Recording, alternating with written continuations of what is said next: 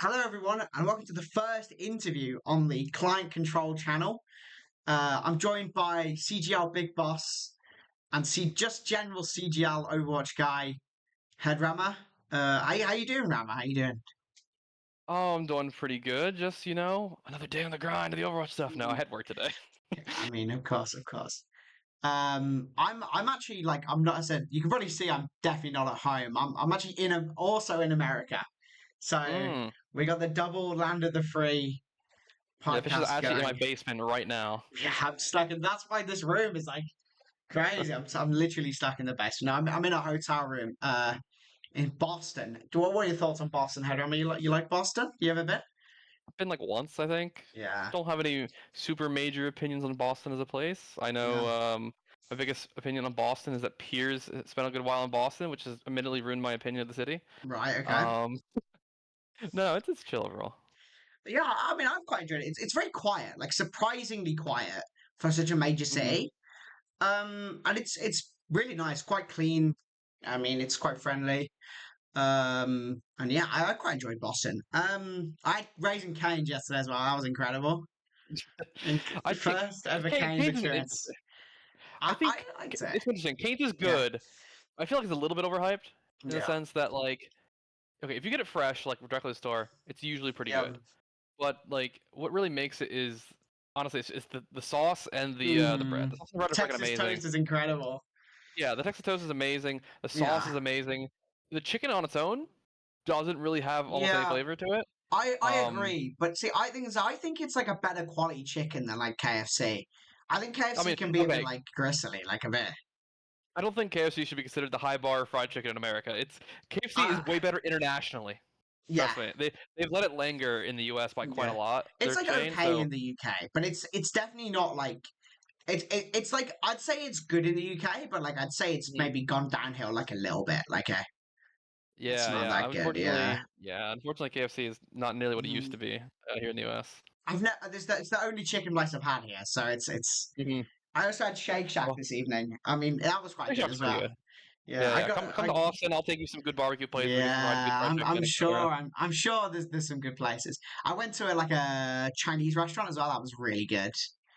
Hmm. And then also like I had a lobster roll, which was really good. I guess we should Been probably eating get good. on to the eating good. Yeah, let's probably get on to like the Overwatch. I guess the main reason I wanted to do this as like an interview more than like a client control episode was because I think I wanted to really go into like the history of your involvement in Overwatch, and Hmm. I think I don't think that'd work necessarily that well as like a three-way discussion. So I think it's going to work better as one on one. So I think that's a logical place to start, right? Is I guess where did the Overwatch start rather than just the CGL start? Yeah, sure. So for me, gaming for me has always been a pretty social experience. I don't do tons of gaming just myself, in general. So, um, I didn't play Overwatch during its beta or anything like that. I started playing Overwatch in season 3, Overwatch 1. And that kind of came to me. There was a group of 3 people, including myself, that I would typically game with, which was my cousin and my cousin's friend. And during this era, we were splitting our time between like 50-50 between Halo 5 and Siege. And it kind of were toning down on Siege. It wasn't getting as much fun. The game was in like a really broken state at the time, not doing very well. They were just eventually going to do the Operation Health, and didn't do anything for the game. And so we were pretty much 100% in on Halo 5 at the time, which was a lot of fun. And my cousin's friend came to the group and was like, "Hey, there's this Overwatch game. It's 50% off. You guys want to try it?" I'm like, "Yeah, sure, whatever." It was Yeah. like $30 at the time, so not too bad. And we bought the game, downloaded it, played it. It was a pretty fun game. It was like I started. What did I start playing initially? I think I was starting to play a little. The typical person who's coming from like a more of an FPS background, playing about a soldier in the beginning, playing some Yeah. Lucio, um, and I think I was also like for context now. I've been a flex support main for a very long time, and during this era, I eventually kind of got pushed into the support role because like no one else is doing it, whatever, I'll do it, Yeah. kind of thing. A typical person in Overwatch 1 before role queue got pushed into support because nobody Yeah. else would play support, kind of thing. So I kind of became that role overall, and I kept playing the game, really enjoying it. Eventually, those two kind of didn't really enjoy it as much, and so they kind of stopped playing the game. But I kept continuing to play it. So I would play the game, good bit, met some friends in comp, and kind of like those would be the primary people I played with then. Um, and kept playing overall until I kind of looking around for wanting to like try. I think I started watching some videos. I don't know if it got recommended to me or what exactly. I remember coming across some videos for like World Cup stuff. The For Watch World first Cup. World Cup, like the content creator one, or the second one before the Overwatch League? Before the Uh, Overwatch League one. oh yeah, yeah. Like Um, that one was really fun. Like I think that might have been my first like esports event that I watched in Overwatch was that World yeah, Cup. Yeah, yeah. I remember watching videos. Like I remember watching some videos like like Zunbud like going through the Eichenwald like yeah, yeah, window thing. And that was like, oh, this is crazy, yeah, insane. And so I went back and started watching like a bunch of the Apex videos. From like a lot of those players, I really enjoyed watching the World Cup, so Lunatic High and all that stuff. And which is what made me a fan of for a long time in the Overwatch League of Soul Dynasty because Lunatic High coming into the yeah, Overwatch League. yeah, And that whole thing made me want to like, oh, what's something else around to play in or tournaments to compete in? And for context, Overwatch is my first esport of anything. yeah. Um, and this kind of leans a little bit into more into where you were going eventually, in that I was poking around Reddit and happened to find a link to a server called the Overguard. Right. Um, Okay. Okay. and for those who don't know, Overguard was a console tournament provider that ran tournaments for Overwatch. Yeah. And in this era, they're kind of a little bit inactive. They were still slightly active, but a little bit on the inactive side. And in their server, I found a link to something called OWXL, or Yeah. Overwatch Xbox League, Yeah. which is what CGL used to be called beforehand. Right. So Before you were banned for putting league in the name, or oh, we didn't. or We never got banned for it. It was just they yeah, proactively changed it to OXC, yeah, Overwatch Xbox Community, and then later into CGL. yeah, So I never actually played in the Overguard. CGL was my first event I ever played in. yeah, At the time, again, OXC at the time. And that's kind of how I got into that initially. yeah. I mean, that's a really interesting way. I think that's probably a way like most people got into Overwatch, right? Where it was like I think for a lot of people it's their first like esport. Like I think because a lot of us are like not we're not old enough to have played like another game before. Like would like not another esport. I think most people aren't really interested in esports at like 13 years of age. So it's I kind like of it. that. What were you gonna say? I would say for me, like for context, I was in college when Overwatch came out. So I graduated college in Yeah, 2017. So I think I started playing the game. God, I don't know when Overwatch 1 Season 1 was, but it was yeah, probably around 2017, honestly, to be honest, or like yeah. around that time frame. So yeah, for me, I don't know. I was never really introduced to the concept of esports Yeah, beforehand. that's a, I play some games competitively with friends, kind of thing. It'd be one of yeah, those things where, like, you'll say like one of the better people in your friends you're playing, but you play against other people, you're like, holy crap, these people are 10 times better than I am. yeah, yeah. So I guess one thing I want to find out because I don't think I mean we've talked before. We never really talked about like the past. I think what was those first seasons of Overwatch? I mean, like CGL where you weren't like involved as an admin. Like, what were they like? Were they any players left now, or just like literally nobody, unrecognizable, like from now? Or is there any similarities? I mean, there's still some I believe that are still around. So I first played in CGL's fourth season, um, around, and it wasn't super long until I was like kind of involved a little bit. Um, I my first team I was ever on was a team called DLG, or Desert Right. League Gaming. That's a that's And it was that's a name. That's a name. yeah, yeah. Um, and it was with a wonderful group of people. And it was one of the things they had just won the season before, I believe. They had just won Tier 2, I believe. No, Right. sorry. They've just won Tier 3. But they're the old tier, so Um, that's diamond, right? That's it the was Diamond. yeah, They had yeah, just won Diamond Tier. And I was done about different tryouts for different teams, etc. And I've been no, sorry, they just won Tier 2 before Plat Tier. yeah. Sorry, I misspoke. It's because I forgot that we had different. We could actually be touching this recently in our summer talks with how tiers had different player and individual limits Yeah, than averages. yeah. And it was actually a lot wider during this time too. We had two different iterations of those. But Mm, anyways, I tried out for various Masters teams and Diamond teams, etc. Um, and I got some offers from Master Team, some offers from Diamond Team, etc. And I ended up just preferring the people on the Diamond team more. It just like the they were nicer people, and I enjoyed the experience of playing with them a bit more. The Masters team was a bit toxic, admittedly. Yeah, Masters team was more around my rank. I think around this time it was like mid Masters or so, mid low Masters, something like that. So like for me to play with the Diamond team, they would have to go. Sorry, the Plat team. They'd have to go up the Diamond tier. So yeah, they took me and my friend, who was one of my friends from ranked, together. He was a tank player, and it was an interesting first experience in playing team play. In that we didn't win a single game the entire season. right, okay, Um, but it's one of those things where like because they moved up from Plat tier into Diamond tier, and their team already had a with me and my friend on the team and the original members they had on the team. I think we had a range from like gold until like masters on this team. And it's yeah, anytime you're on one of those teams where you have a really wide rank distribution, it's difficult to get everyone on the same page about expectations, what everyone wants yeah, to do. If I tell you, if I tell like a plat player something, or maybe even don't tell them something because it's something you just expect that someone at your rank does, it can get a little frustrating sometimes, or just like things just don't really work. Still loved absolutely playing with everyone on the team. Really enjoyed them all, but it was definitely one of those experiences like, oh dang, this did not work mm, out team wise. And then so the yeah, season after that, I actually decided to try running a team for the first time. right, okay, yeah, Um, and that one I was so close to winning. right. Nearly won New Masters one, for and that one. that was season 5, MTT 5. Yes.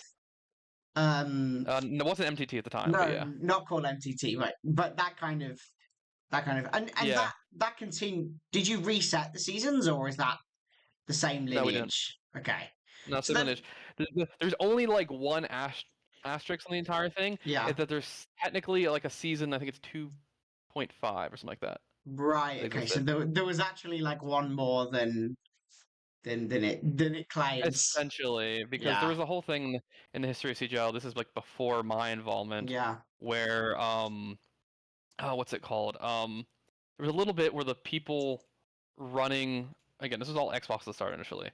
The people running CGL ended up like making some agreement to like merge a little bit with the Overguard and run their Xbox division for a while yeah. because a lot of Overguard stuff was PlayStation.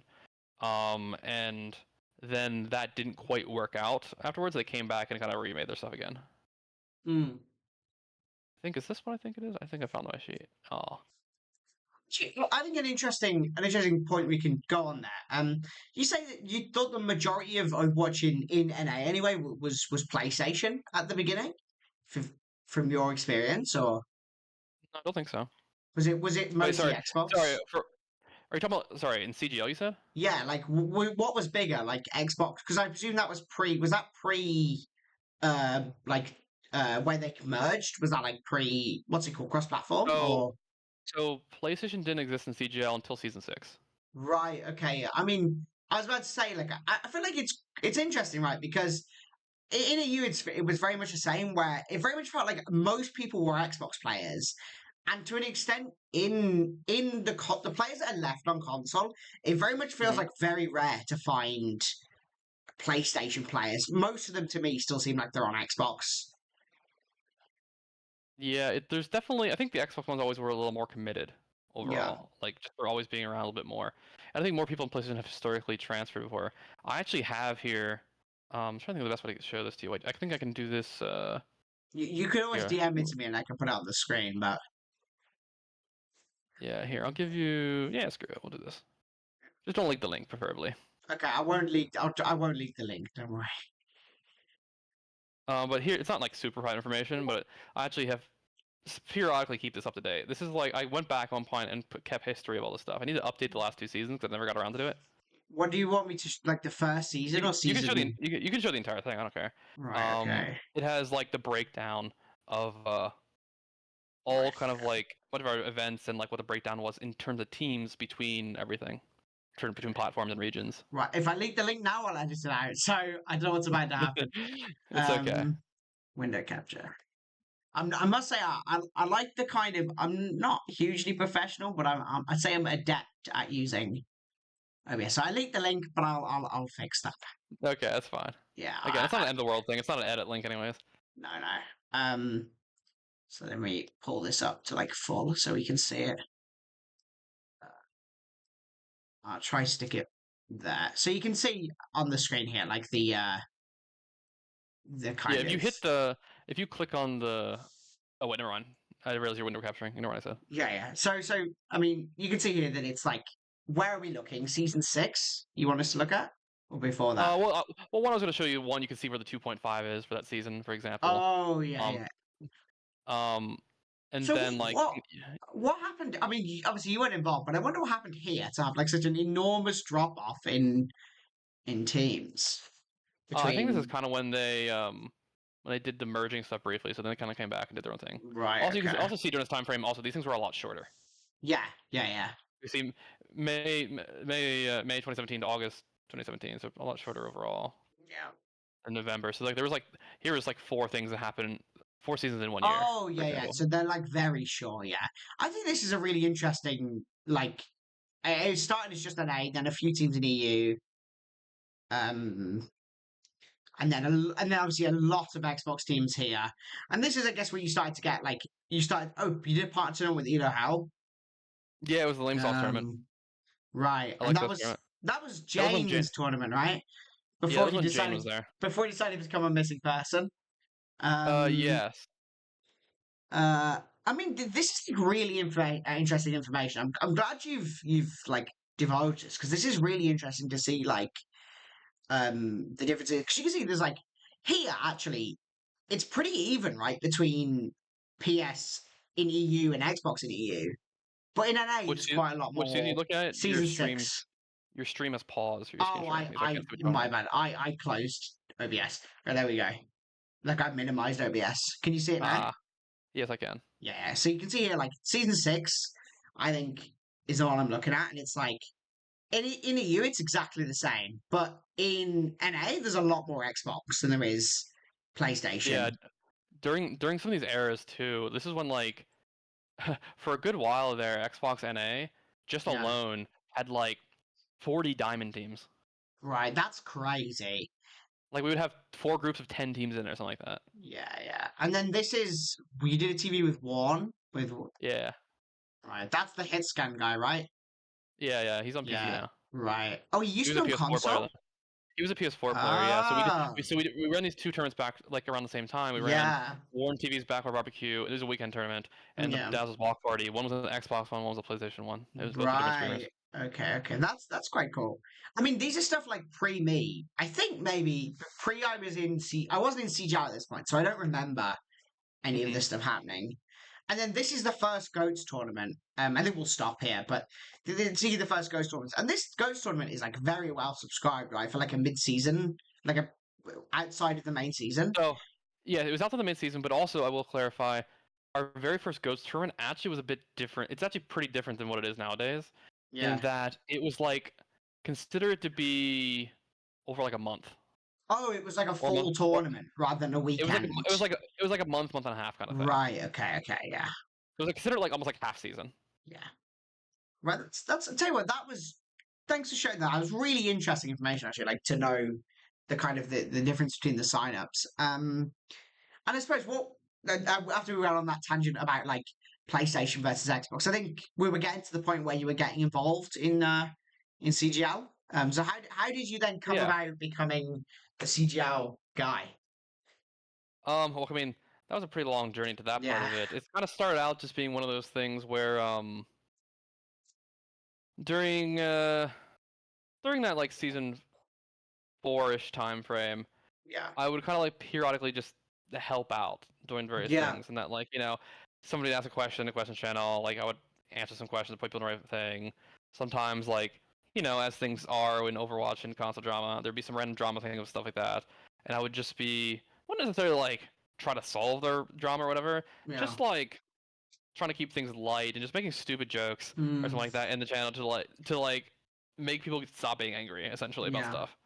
Um, and some of the staff appreciate that stuff like that. And I think I messaged one at some point like, hey, if you ever need any help with something or whatever, I have some experience in doing certain things like this.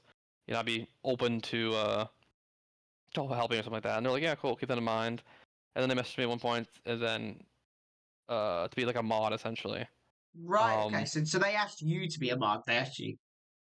I think it's admittedly a little blurry in some context of where it exactly Yeah. happened. It's a I long think time ago right now. It's yeah, quite yeah. yeah.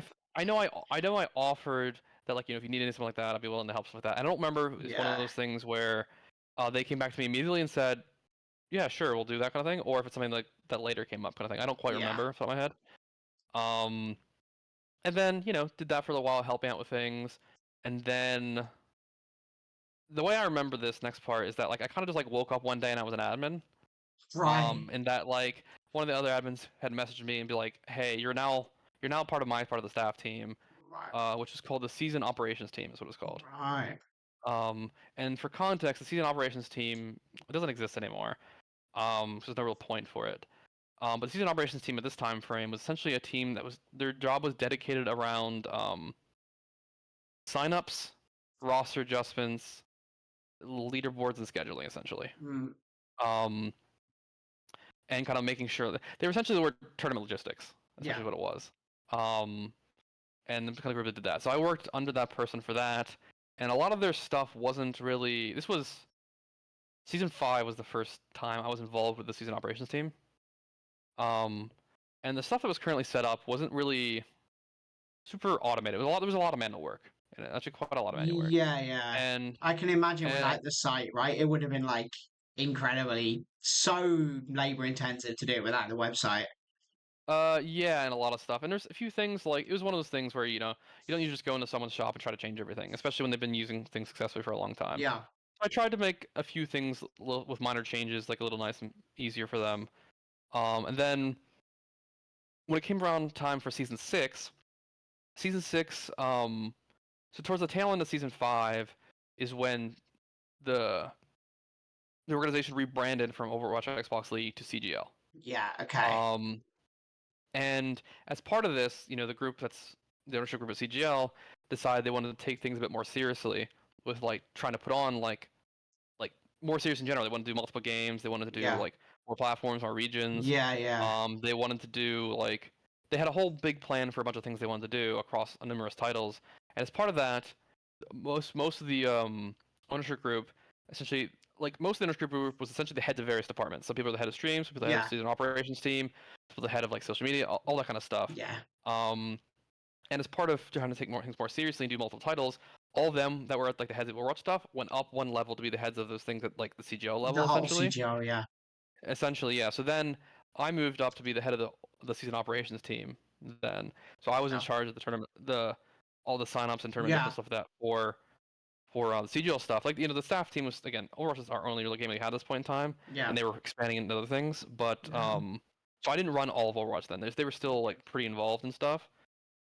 So I redid the entire like sign up system in a much more automated Google Sheets thing, Yeah. and forms stuff like that. So like because it'd be a middle ground between like normal Google Sheets and what the site is today. Yeah. And we were also expecting quite a big increase in signups. Again, if you look back at like this stock right here, you can look at season 5. Season 5 we had 64 total teams for Xbox, NA, and EU only. Mm. Season 6 we had 261 teams. Yeah. It's a It's big which is increase between the seasons. Yeah. yeah, a 200 team increase Yeah. between a season is just ridiculous. And I didn't say we were expecting that many teams. And I think the way the season was previously would have been legitimately impossible to run without some of the automation stuff we put Yeah. in. Yeah.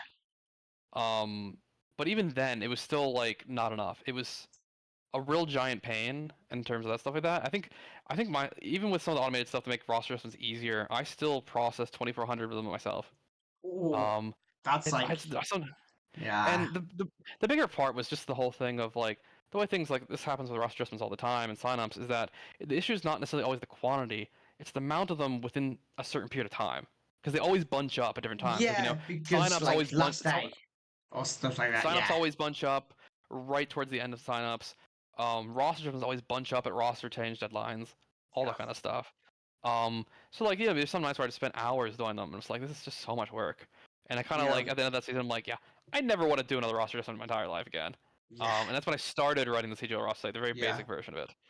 The At the old time. classic, the old classic site. Still, I mean, that was just like, I think even at that point, that felt like absolutely revolutionary to have like a console tournament with like a website that actually like Yeah, did yeah, something. Felt like really, actually like a really revolutionary kind of. yeah, I mean, the yeah. It was one website. of Yeah. as I say, the website looks so much better now, but like I love the way it Yes, was it back does. then. It's Like it was, it looked very ugly for a long time. To be fair, there's still a good number of ugly parts about the site, yeah. but it was really ugly then. Yeah, it was. It was Um, literally just like white backgrounds with the text boxes.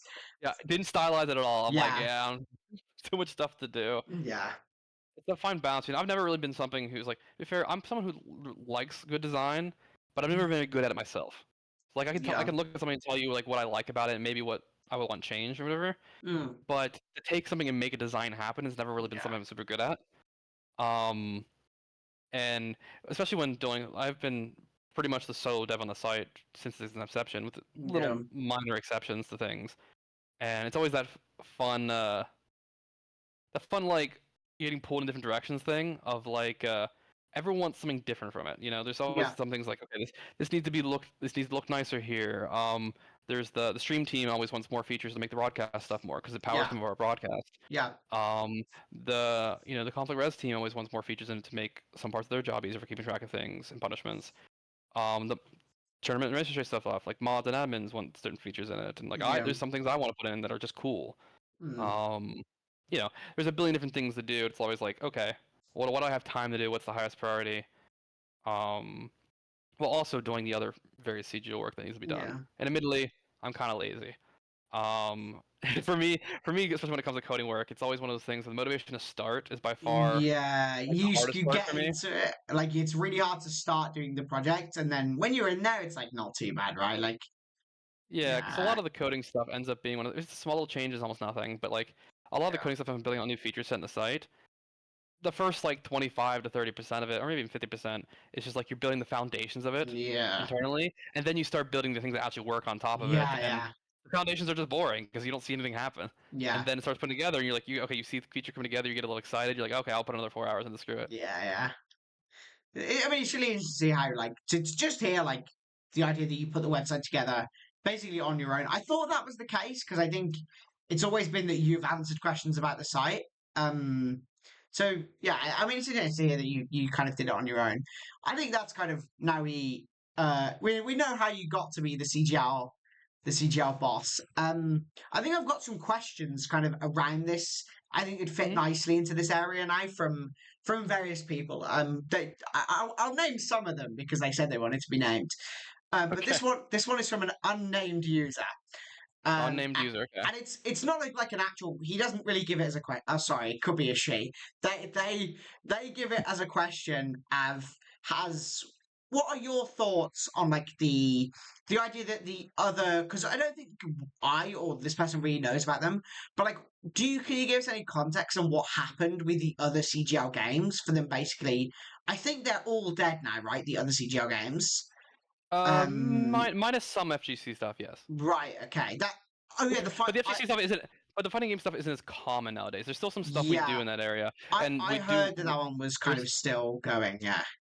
Yeah, yeah. So nothing really super secret about it, really. It's just one Yeah. of those things where like So the way generally it was structured for quite a long time is that I kind of touched on like say like the ownership level of CGL for example. Yeah. And the way we had it structured was that we kind of mirrored a little bit of our overall structure under every single game. I Yeah. mean that like we under we would have a game and then we would have a game lead that was in charge of everything regarding that game. And under them would there be their own little staff structure that they would kind of handle the direction that they wanted to take the game. Um, they would be expected to know like actually be involved in that game and run all the stuff related to it, etc. Um, and usually talking up with like ownership group, and sometimes the people that were game leads were also owners themselves. So for example, um, Swift, if you remember, Swift was pretty involved in running like a lot of like say the Smash stuff we did Yeah. for a while. Um, if you remember, Monkey, who used to be one of our CR leads, was pretty involved in running our Halo stuff for a while. Yeah. Um, and that kind of stuff. And various the games kind of went up and down different reasons. Yeah. Initially, like so, a lot of them came up because of things we wanted to explore, but also like we really wanted to like massively expand, etc. Yeah. Some things shut down because they weren't as popular, Yeah. and not enough people. Some things shut down over time because one thing we learned over time actually is that the one of the big problems we had almost like these not necessarily franchise. They're all directly part of CGL, but Yeah. when we had like a really active game lead doing stuff, and then one day they decided, yeah, I'm kind of tired of doing stuff. And they It just was gave very, up. Yeah, it's hard it to was find very, someone to replace them. yeah, it's very Yeah. hard to find a incredibly self-motivated person who has the skills needed to do that Mm. kind of thing. That and we didn't set up the system in a proper way where like we be like trying to like train a replacement kind of like that, and because we didn't most of the time we didn't know those games in depth or were involved in those communities beyond like the game lead running or anything like that, we couldn't just go find someone because we didn't Mm. know if they knew what they're talking about for that. So some things shut down due to that whole aspect of things. Um, some things were like a passion project with a specific individual, and then once they weren't interested anymore, we kind of stopped. Yeah. Um, some things were we shut down for just cost reasons, etc. Yeah. Um, and some is just like time stuff. So for example, over time, various like many of the original CG owners kind of like stepped away, mostly just due to them having lives, and also like many of them got married over the years. Some people had children, etc., and Right. those end up being Okay. the priority a lot more. When I Yeah. when I joined the CG ownership group, I was the youngest owner by like 15 to 20 years. Oh, like they were Um, all like genuine. I mean, they I'm were not to be like yeah. offensive to them, but they were all like actual like real functioning humans at that point. Yeah, yeah, Like, they were actually all like serious ads all the time. Again, at the time I joined, I don't know, I was probably like 20 something in the ownership group, and yeah, like everyone was at least like 35 to 40 something in that's like in ownership group already. that's really surprising actually that that was a thing. Like, I, I I think that like I would have expected them all to kind of be a similar age to you when you joined, like out of high N- school. Well, not out, like out of college. No, and I think actually that is one thing that kind of helped a lot of CGL's foundations initially. Yeah. Because I've always kind of had the opinion there's like a few things that kind of really make events. I think a lot of reasons like early events or organizations go away or fail over time is like mistakes they make in the early times of Yeah. like not being like you can lose people whether if you stop having interest in something, okay, it dies probably. Yeah. If you people also leave places because of like a lack of maturity or just not handling issues very well. Yeah. Um, and it's not to say that if you're young you can't handle things well, but you definitely don't have as much experience probably being in situations of conflict or having to like hold your emotions in check, etc. Mm. Um, that can sometimes come better from the years of experience of just being older. Yeah. And I think a lot of the maturity they had at the kind of foundations of CGL both kind of helped me learn a few of those things and also helped give it a stable foundation for me to like build off of when I was running Mm. things more. Yeah. It's actually like really interesting to hear that they were like so I don't want to say so old, but they were older than you would expect, and that really helped you kind of develop like as a tournament host. I think it's really interesting because I think that's something probably no one, very little people I think listening to this will have expected that was the case on the Yeah, I mean, on that. most of the time you don't have a lot of things to learn from if you've never done it Yeah. before. Again, Overwatch's my first esport, so this was the first tournament stuff I was ever Yeah. involved in putting on, and a lot of my early stuff was just like either watching them do things, watching other people do stuff, and it fails. I'm like, not gonna do that anymore, Yeah. or never gonna do that because I saw that fail, or Yeah. just making mistakes myself and learning from it. I mean, people don't really care too much if you make mistakes as long as you recover well. Yeah. Um, Yeah. how you recover from either being called out for making Mm. a mistake or just like trying to correct a mistake really is that's kind of the impression that Yeah. really like leans on people. If you make a mistake at the end, realistically, if you admit you messed up, you try to make it better and like don't get defensive, which admittedly is sometimes hard not to get defensive. Yeah. Um, and then just like try to make it better. Most of the time, and speak to people like humans, most of the time people understand. People know if they're being like PR spoken to, and people Yeah. hate it. I hate being PR spoken to or Oh like yeah, it's so egregious. much. It's like so infuriating. Like, yeah. Hmm. And I've probably tried to structure a lot of my stuff to community in that like you'll see me around the server just joking around being like a normal person, but then Yeah. if I have to I can turn on the serious the serious Yeah. tone if like because I can be friends with as many people in the community as I want, but at the same time there's times where I have to be the serious person or like the Yeah. person in charge. Mm. That is like really understandable. I think your relationship with the community is really good. Like for a owner of a tournament, I think it's like pretty much perfect. I think. So I guess that answers that question about like the other CGL games. I think that's kind of what I was expecting, where I just felt they would like die a slow death, right? Of just like Hmm. they started out playable, like people played them, but then they maybe didn't grow like Overwatch. Instead, they kind of plateaued and then they just teetered off as people left the game and maybe left console if they didn't become cross platform. Um, I would say there was some overlap between our console, like Overwatch stuff, but actually wasn't tons of overlap in terms yeah. of player bases between them. A lot of stuff again just stopped because people didn't run it. Our Apex stuff actually ran for the longest, probably outside of all of them, which had a pretty large server on itself. I think that server had like Mm. 12K people or something at one point. Yeah, because that's Um, the game with the VODs left on CGL1, right? If you scroll far enough at I don't know. CGL1, that's the only other game you can Oh basically see really? on that is Apex, I think. Yeah. I'm not sure. I admittedly don't ever watch the VODs on CJ1. I always go to YouTube for Right. Yeah. things. Yeah. 'Cause the CJ1 channel being partnered just kind of cheats a bit because it can hold things a lot longer. Yeah. Because they're like save VODs. Because that's when you used to be able to say Oh, you can't save VODs anymore, right? Because Twitch like yeah. but For the oh highlights or yeah whatever. yeah it's highlights. So like old save VODs are still allowed to be up, which is really funny. Um. Yeah, I think there's a store. If I remember correctly, there's a storage limit now Yes, there for is. in terms of storage you. It's like 500 gigabytes or something like that. But I think these are in like 720p, so they actually don't take up that much storage. Yeah, and I think Um, also for me too is that like since nowadays I am the primary person running things yeah, from across all the stuff. If something wants to run from a standpoint like one of the other owners is still around, but he's not as active anymore, yeah, so it's pretty much just me running everything. I'm not really interested in too many other games, to be honest. yeah, Like from a time standpoint and from a money standpoint, there's not much. I don't really want to invest more in other games I don't play. yeah, yeah, From a standpoint, because like for me, I still play Overwatch quite a lot, honestly. Overall, like I've had people ask me for like rivals tournaments, for example. I've never played the game. I don't really have a high interest in playing the game. Nothing specifically against it, yeah, but just one of those things. It's more time and money to yeah, put things in that I could put into the Overwatch stuff. yeah. I think that was also one of the questions. I think we're gonna go through these next two a little quicker because I think I want to get onto something not just like tournament organization.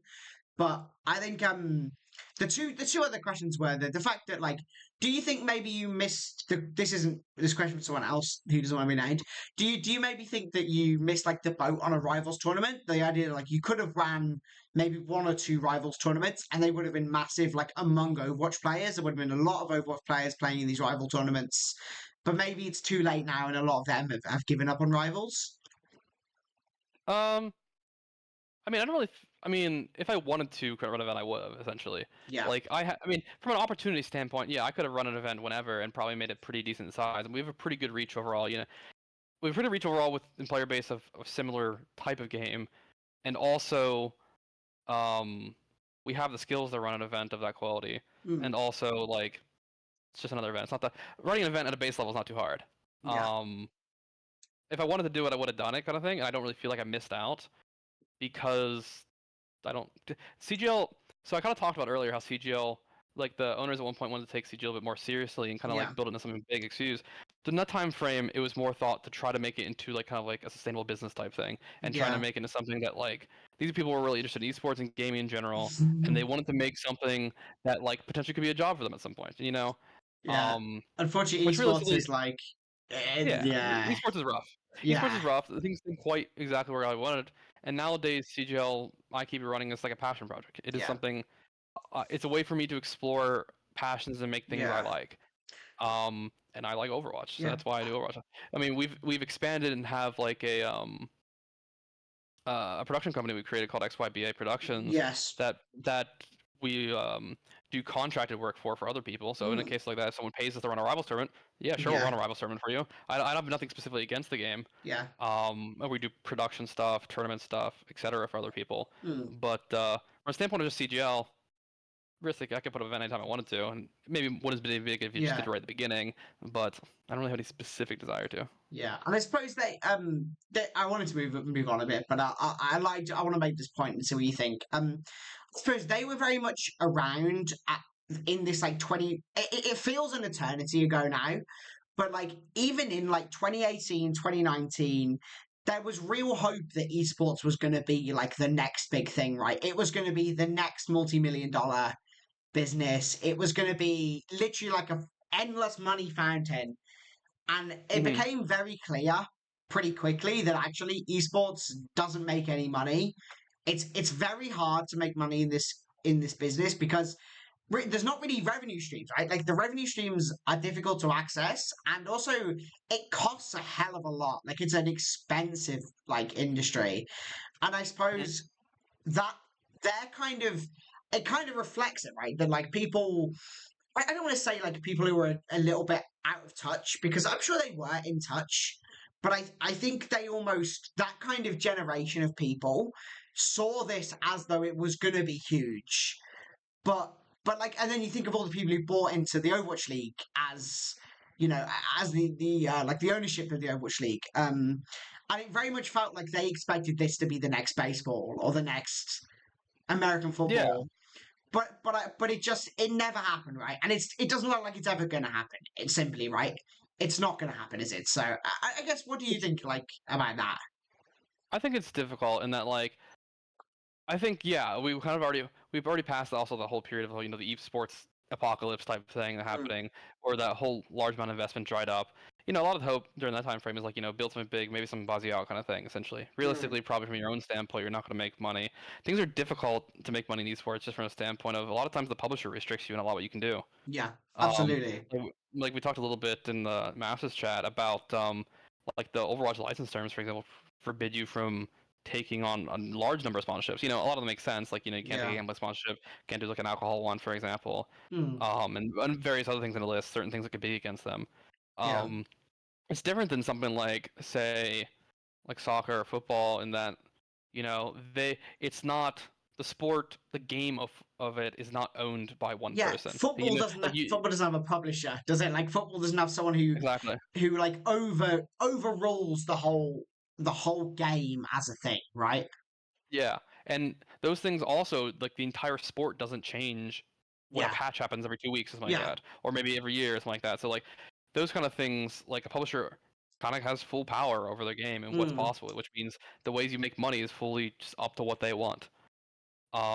And you could do something say like a CS thing where Valve's kind of like, yeah, make money however you want, we don't care. yeah, And things like that can be a little more sustainable because yeah, they'll accept all the gambling sponsorships, they'll accept all the alcohol sponsorships. yeah. But you have publishers like Activision Blizzard, which I don't hold it against them for trying to keep the game like a bit more pure and a bit more like Mm, away from the stuff. It is a game you're kind of geared towards a little bit more of a younger audience, more of a casual audience. yeah. Um, but it does make things a little more difficult for making money out of stuff. Mm, And people have also kind of found that like people don't really want to. So like, there's like only like what like 3 or 4 ways you can make money in esports. You can either yeah, sell merchandise, sponsorships. What was the other things I'm forgetting off my head? Oh, you can either make them pay to watch it, or like yeah, buy-ins or something like that to play in the event. yeah, And you know, merch, if you do it right, can do it. It's yeah. like not necessarily always steady. Ads, you have to have enough viewership to really make it for it to make Mm, sense, or be marketable enough that people are going to watch yeah, you. Um, if you're doing what's the thing? Buy-ins are like possible, but some games have more of a community that's okay with buy-ins, some don't. And also it depends what you want to target. If you're going to do buy-ins for events, you're going to have less people sign up for it. yeah, And one of our big things with CGL at a whole has always been one of those things. We've always wanted to be free to enter tournaments because we wanted to build something that's an event accessible to all kind of thing. yeah, We wanted to be one of those things where you can climb up through the ranks over things and become yeah, someone big. We wanted to be one of those things where like the event overall benefits by having more people in it yeah, because we can run more stuff overall. Um, and we wanted to do our best to give everyone a place to play essentially. yeah, And also dealing with money is a little bit annoying sometimes in that case. yeah. And then I when you mean, come yeah. to what was the other thing? Well, I said one more thing. That was my bigger point. And then Uh, oh yeah, pay to watch. Yeah, yeah. nobody esports gonna pay to watch No, something. I'm sorry. pay Everyone to expects watch everything for is free. yeah, yeah. That's a big thing in esports, right? You actually just simply cannot monetize the viewing in terms of a pay to watch viewing experience. Yeah. It doesn't happen in esports, right? I think the best alternative is a better viewing experience.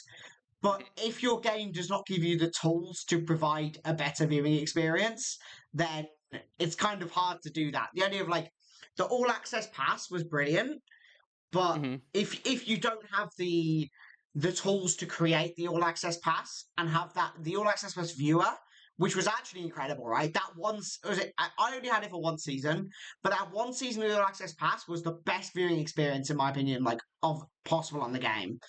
And I It think, was really cool. Unfortunately, it was horribly unprofitable. yeah, Not enough people exactly bought it. right. Yeah, it was. It's hard to justify something like that, and I think that's why they wouldn't do it in Face It, like Well, they have the Face It multiviewer kind of thing yeah, a bit they're the now. Face It multiplayer, but it's not really quite. It's not quite the same, is it? It's not.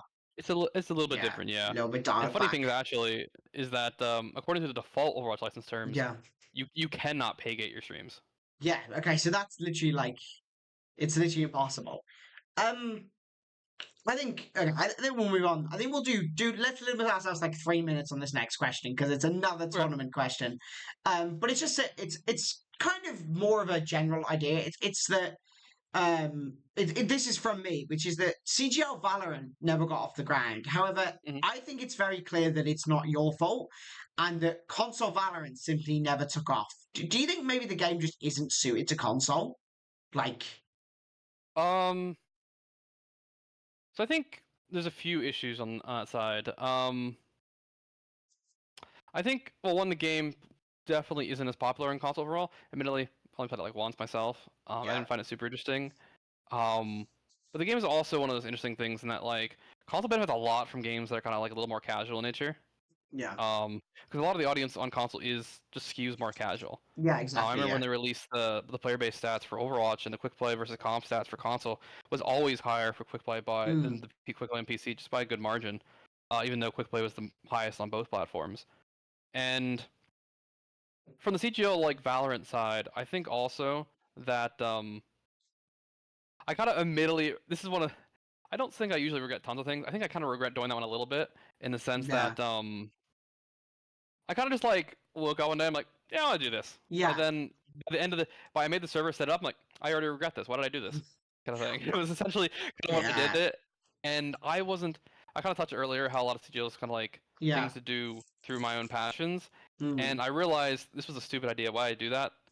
Um, so I gave it to someone else to kind of run, and they didn't fail or anything like that. yeah, It was one of those things where like, okay, I probably shouldn't have done this thing. We'll see if mm, it goes off and does something. But Valorant also has the problem that original Overwatch had, in that crossplay isn't a thing, yeah, and that makes a lot of stuff more difficult when it comes to running an event where you want to include both.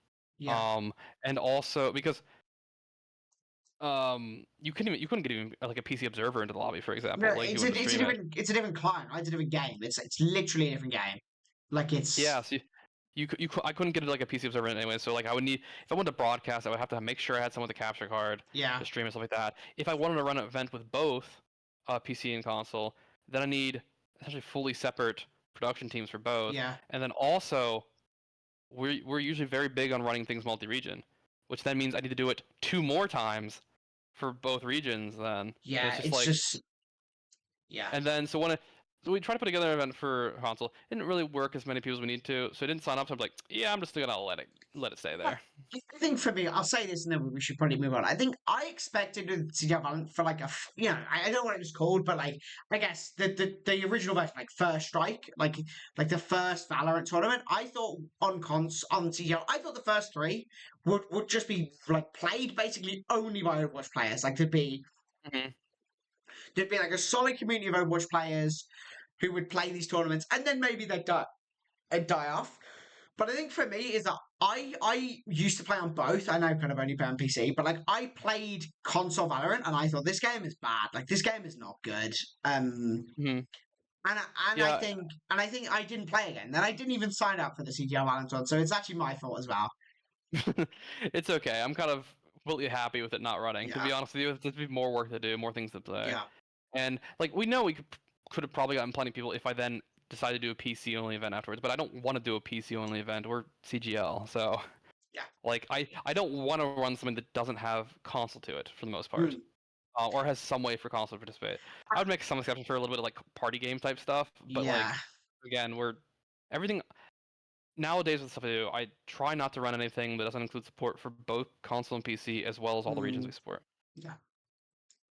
Okay, so I think it's time to move on to something maybe a bit more spicy. We get some some spice going, a bit more client control spice. Just general. I got a lot of the questions were themed around the idea of do you not like EU because of how Hmm. annoying they have been in the past. But I suppose now it's not anywhere near as bad, right? Like I feel like it's there's not as many problems anymore. But like I'd say like 3 years ago, EU did cause a lot of problems. And I think what are your opinions on that? On the problems that were caused, or Yeah. EU as a whole now? EU as a whole, in general, in the past and then now. Oh, um, hmm. I think it's just one of those things. To be honest, like EU is a little bit more vocal with their problems. NA has its fair share of problems too. I mean, NA Mm, always had a higher player base, so there was a higher. I would say usually the problems you had were louder, but NA had overall more yeah, in quantity, just because of the other things. yeah, So I think he was like a little annoying in the sense that like sometimes like NA wouldn't be happy about something, but they would sit around and accept it a little more, kind of yeah, thing. A lot of times you would just like would sometimes not listen to reason as much, or like not listen to the explanations.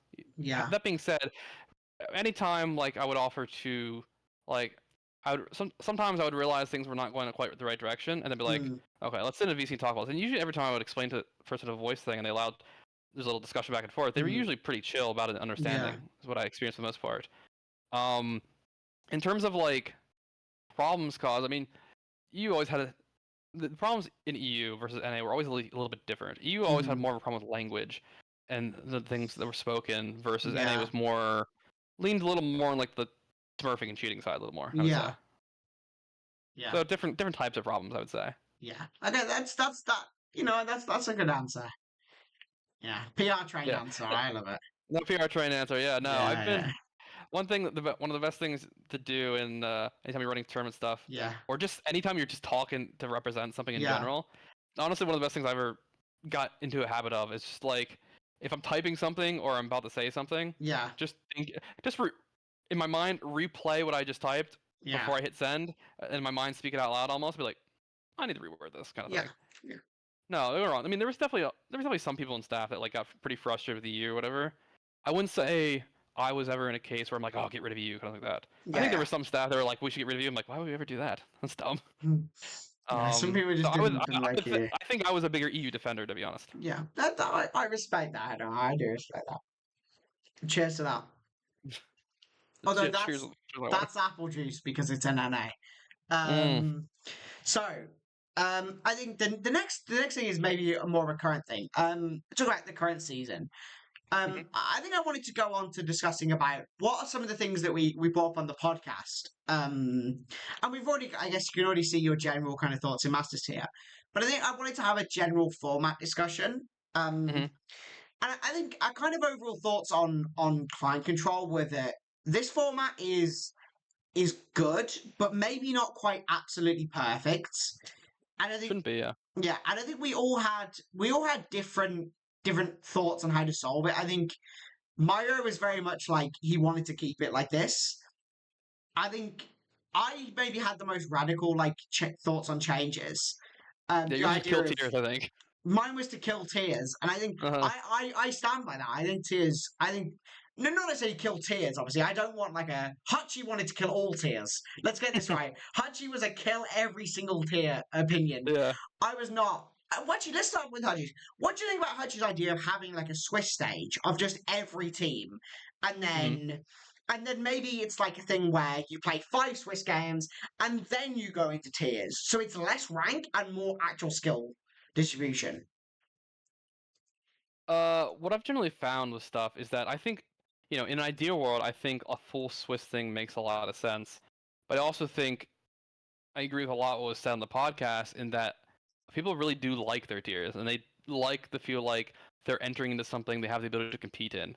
Yeah, And if you put them in a situation where they just get utterly destroyed immediately, kind of like yeah, that, even if it's just for like, if you have to play a proper Swiss stage, you're going to need a number of rounds to even get you there. mm, Are we even going to be able to finish the rounds before these teams are like boomed yeah. and obsessed with that? People Yeah, also want to be able to build their teams around like, mm, okay, an expectation of an area kind of thing like that. And it yeah, also allows almost like sub communities to form as well based on the different rank distributions that people are playing together with too. yeah, yeah. I think that's That's exactly what I guess I think. I think Archie's it's a very interesting idea, and I think it's almost like a best case scenario. If everyone wanted to win, then that'd be the best tournament, right?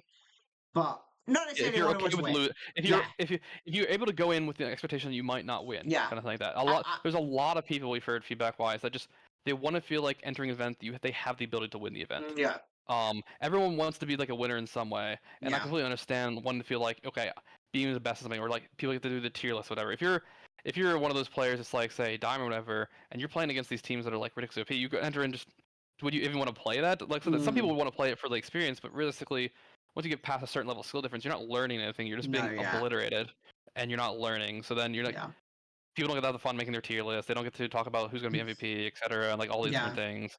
And it kind of these types of events, these community tournaments, are more about like the experience in playing of it, and less like the Mm, competition is an important part of it. The competition is what feeds into the experience, or what leads to the generation of the experience. But a lot of it's more around everything that builds around it. Like the Faces stuff has like decent participation in their stuff, but at the same time, they don't have like any kind of community around their stuff. no, It's exactly. Yeah, yeah. yeah. So like I've always kind of for a lot of events, or like I'll use this more like a league thing. I'm gonna phrase it like for this context, I think it's a little bit on its own in this case. I've always kind of like compared the events between different console organizers in terms of how they formatted them between a combination of competitive plus community, and where Mm, some events are more community plus competitive and others are more competitive plus community type mm, thing. I think historically we've leaned more of like the competitive plus community, and yeah. something like BA has leaned more community plus competitive. Mm, Um, but either way, the community is there at some point. Where I yeah. think something like Face It is just you're just there for the competitive aspect of it, or see if you can potentially get promoted into CS. Yeah, exactly. Yeah. I think that's a really good answer talking about community in terms of having the individual tier communities. I think I've actually just thought of this. I literally thought of this on the metro right on the way back, and I've just remembered. I think it's the idea that our biggest problem was maybe I think which was a little bit lost because we are absolute waffle merchants and not very good at making our points that well. But I think we our biggest problem was that we felt that the tier system was based and there's nothing you can do was based on the inherently flawed Overwatch rank system. And I think a big problem was the fact that like it very much feels like season to season the goalposts enormously shift on what each rank means, right? Like and I think that was maybe our biggest problem with tiers, when it very much felt like it based on the flawed rank system. The idea is that like I'm sorry, Myro. I'm going to drop you in here, Myro. But the fact that Myro can play in the same tier as like some of the other Masters tier players is, and like Chinese Dino can be in this tier as well. Mm-hmm. Um, and like and like these guys are like Chinese Dino has like 1,000 games played, and he's like he's still in Masters. But like so there's some other players who are like in Masters and are like literally 1/5 the player Chinese Dino is. And I think we've maybe felt like there was a natural unfairity, and I feel like it's almost an awareness of like we might be the teams doing the punching down. I mean, I'm not very good, but like the teams I'm on might be the ones doing the punching down towards the teams that are just being friends. But Mm-hmm. it does sometimes feel that like it's almost like crazy that some of these Masters players can play with some of the other Masters players because of the way the rank system in the game works. And I think that was our main issue with the tiers and the shifting goalposts of this is GM one season and then this is not GM the next season. And I think I Yeah, think I think that was very much our problem with the tiers. I think it's one of those things where like obviously there are there's a pros and cons to using the tiers. One of the cons of tiers is the fact that you're using pretty much the only beyond just actual performance in an event. You're using the only other thing you really have to estimate someone's skill level, Yeah. and that is someone's rank. And it's also one of those things where beyond just rank, you even just if you include your individual performance also in a moment doesn't tell me anything of how your performance will be in a specific team, because teams Mm. have different some teams will have anti synergy, some teams will have amazing synergy. Some people have like the buff of like playing together for like 7 years type of thing. That's something you Yep. can really build into like a kind of skill distribution thing. You pretty much can only do that if you do like say a full like performance-based thing. But even then, a team's performance or a player's performance over the course of like a season can change actually quite a good bit. A team might Mm. suck in the beginning and then Yeah. like really kind of hit their stride later. I mean, heck, that happened to one of my teams, season 5. Our team was a brand new team, people that never played together. Mm. We got obliterated like our first 2 or 3 games of the season, and something just clicked and we figured Yeah. things out. And then we just didn't lose a single game to the grand finals from then on. And unfortunately, freaking lost the grand finals, but you know it is what it is. Um, so I think realistically, when you're in a tier system, you pretty much can only use rank. Now, Yeah. from like a season to season standpoint of like what is what rank, I mean, that's mitigated a little bit by the fact that we don't use a single season's placement. Mm. We're taking about like your stuff, your peak over a specific period of time, so at Yeah. least 3 seasons worth. Which helps to kind of avoid the ups and downs as much. Like if Mm. you go up, you're gonna be there for a little bit until like you're proven you're lower, kind of thing. Yeah. Um, and the only way to make that different is to play more, kind Yeah. of thing. You can't as much get away with sinking as easily because you're gonna have to do it for quite a long time. Mm. And obviously some people are committed and will do it, but like Yeah. I think I think we have things balanced the best you can for my personal opinion, for within the limitations we have, beyond with limited limitations of having a tier system. I Yeah. think if specifically also because we don't allow off rolling. I think off rolling would make it even worse. Off-rolling is Personally. okay. I'm going to make this point now to all of the league admins watching this, who are league admins of other unnamed tournaments. You know who you are. Please stop doing off-rolling. Like it is egregious. Like, I mean, I'll be honest. Okay, it doesn't affect me, but I would hate to be a diamond tier player and then be absolutely stomped on by some like literally like GM off-roll players. Like it's Hmm. not the same. It's not. It's absolutely not the same. Like I, Yeah, like I yeah. understand why some places allow it, especially if you're like a more casual place, or it's one of those things. It is something that some people do want. They want to be able to play their off rolls a little more without feeling like they're forced to perform at like say a tournament level for it. So I understand why some places offer it, but for us, it's not something we want to offer because it is both easily abusable if somebody wants to, and also like inherently if you're a higher ranked player, some of the game sense does transfer over to your other role, even if you aren't maybe mechanically as skilled at it. That transfer over of some stuff definitely has an effect on it. I think that helps to make it a little more balanced. And even if also one season is like weird with ranks or the season before it is not, because everyone in the end is calculated by the exact same formula for how the ranks are calculated. Even if like, okay, if I tell you, say you're a Masters player or a GM tier or a GM player for CGL, Mm, it doesn't necessarily mean you're a GM skill player. It just means within the confines of this specific season and these specific yeah. seasons we're looking at, you've been put into this box. Yeah. Um, and as long as like the relative stuff is about right, like everyone relative to each other, then it should be good enough essentially. Mm, And yeah. there's always people Yeah, towards the that's a top and bottom of tiers. I mean, it kind of just yeah. always is. Yeah. I think that's an understandable thing. I think the tiers. I think it's all comes down to the fact that I think the rank system is never going to get you like a hugely because not everyone doesn't play the same amount of games, right? Not everyone plays Mhm. doesn't play the same amount of games, and I think like the platforms are obviously different and stuff like that. I think moving on, continuing with the format. I think what did you think about? I mean, mine wasn't kill all tiers. Mine was maybe like a simplification of the tiers into like a I suppose the competition tier for the prize pool of like the open tier that won't change. That's exactly the same, right? Um, and then the next tier down is like I don't know what you'd call it, challengers tier, and this is like masters and GM. And then there's like a bottom tier, like of like diamond or below. And I think what that might do is like that would I think focus the skill maybe a little bit more. Um, because I think maybe this is fine NA. I'm not. I'll be honest. I'm not an expert on NA, but like I think what's happened this season in EU, it very much feels like Dream Eaters and then EMC Kynados could have been a really good match, but they're in different tiers. And Mhm. it's like it very much feels like these should have been the same tier, and then it would have been they would have both been really good tiers instead of neither of them being good tiers. Do you kind of see what the point is? I bet in some sense. I mean, it's easy to look like retroactively look back and think, oh, this team potentially was competitive with this team. I think our general standpoint on a tier basis is that we offer signups for all the tiers for every season, and then whatever there's enough signups for, we run essentially. If there's not, then we'll obviously we're forced to merge and we'll put things Mm. together. Um, but I think not offering that by default sometimes does a disservice to players that are like lower ranks or like on the verge of those Mm. edges, because teams naturally kind of wherever the limit is, teams will naturally kind of push their way there. At least the teams that are trying to Mm. be competitive will push Yeah. their way there. Which then, if I all this kind of really does is arbitrary change the limits. I mean, to be fair, tier limits are kind of arbitrary in the end. Like the Yeah. limit has to be somewhere, kind of thing. So if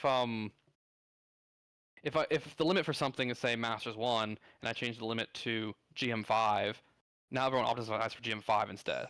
Yeah. Exactly. So it's kind of like all arbitrary in the end. We did Yeah. have something. So back in the day, a long time ago, we did have I think this was season this was like season 5 was maybe the first season we didn't do it or something like that. Um, or maybe it was the first season we did. I think maybe it was season 6 was when we first didn't have it.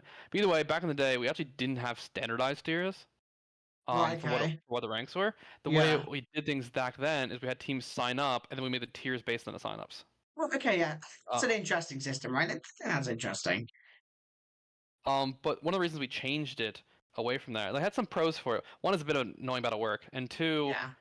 um, we kind of arbitrarily made the tiers, like eventually just like the cutoffs here, kind of thing. Yeah. Yeah. But then also we found teams wanted the stability of what to be able to plan their teams Mm. essentially, around stuff, and they want to be like it was difficult for people to plan teams around a tier format that just changed all the time. So like okay, this season's over. I want to plan my team for the next event, but like oh sorry, we can't tell you what tier your team's gonna be in until signups are done, Yeah. kind of thing. Which is like people didn't quite like that. And it made it so that you might make a team and you're like okay, it's probably gonna be around this thing, and then like suddenly you're in like a higher tier than you thought. You're like oh shoot, Mm. and people didn't like that as much. Um, I think I mean I don't necessarily disagree that your system's like a bad one. I think it has similar pros and cons to just a normal tier system. Yeah. It's kind of just taking the tiers and making less of them, I think. Mm. I think I've Which is just good for thought. the GM people, worse. So if you're assuming masters and GMs combined, I think it's better for GM people and worse for master people. Yeah, I agree. I think it wouldn't be good for. I don't want to name anyone. I'm not going to like name drop anyone, but I think it wouldn't be good for like some of the teams who sit at the bottom of Masters tier. Hmm. But I suppose the argument is that these teams never win Masters tier anyway. Like actually, quite a lot of the time they just sit at the bottom of Masters tier. So would sitting at the bottom of a combined GM and Masters tier make much of a difference? I mean, it can make a difference between how much you're losing, Yeah, in the sense of like how badly you're losing. yeah, If like I'll use an example of like actually I'll use an example of the team I played on this season. mm, We made a just for fun screw around team for a lot of the production crew. We called a shoes yeah, production crew. We played in the NA Masters tier. We only played in the Masters tier because of me and Hippie. yeah, Everyone else was like a good bit lower rank, yeah, and so we didn't expect to win anything, and we actually won one game surprisingly. yeah.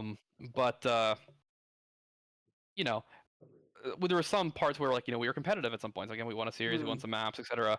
If it was combined with GM, oh, we would have gotten blown out of the water repeatedly, yeah. and it would have taken the experience from being decently fun, even though we were Mm. losing, to like oh we're kind of miserable. Yeah, I do see that. I do understand that, and I do get that actually. I do understand. And then I think the final format thing is maybe more of Connor's point, and I think I also added to this, which was, do you think it's obviously? I think there is definite strengths to having a completely independent season after season, but do you think there maybe is some positives to having some like I don't know what you call it, I guess like loyalty bonuses, where actually almost like the open tier is it rewards having played before and having been good before. So like I think the idea that Connor had was like it would be like mass open tier is limited to 16 teams, and it's like the bottom, let's say like the bottom 8 are like kicked out. But you're not like banned. But you can re-enter in a qualifier next season. But the top 8 in open tier get to stay.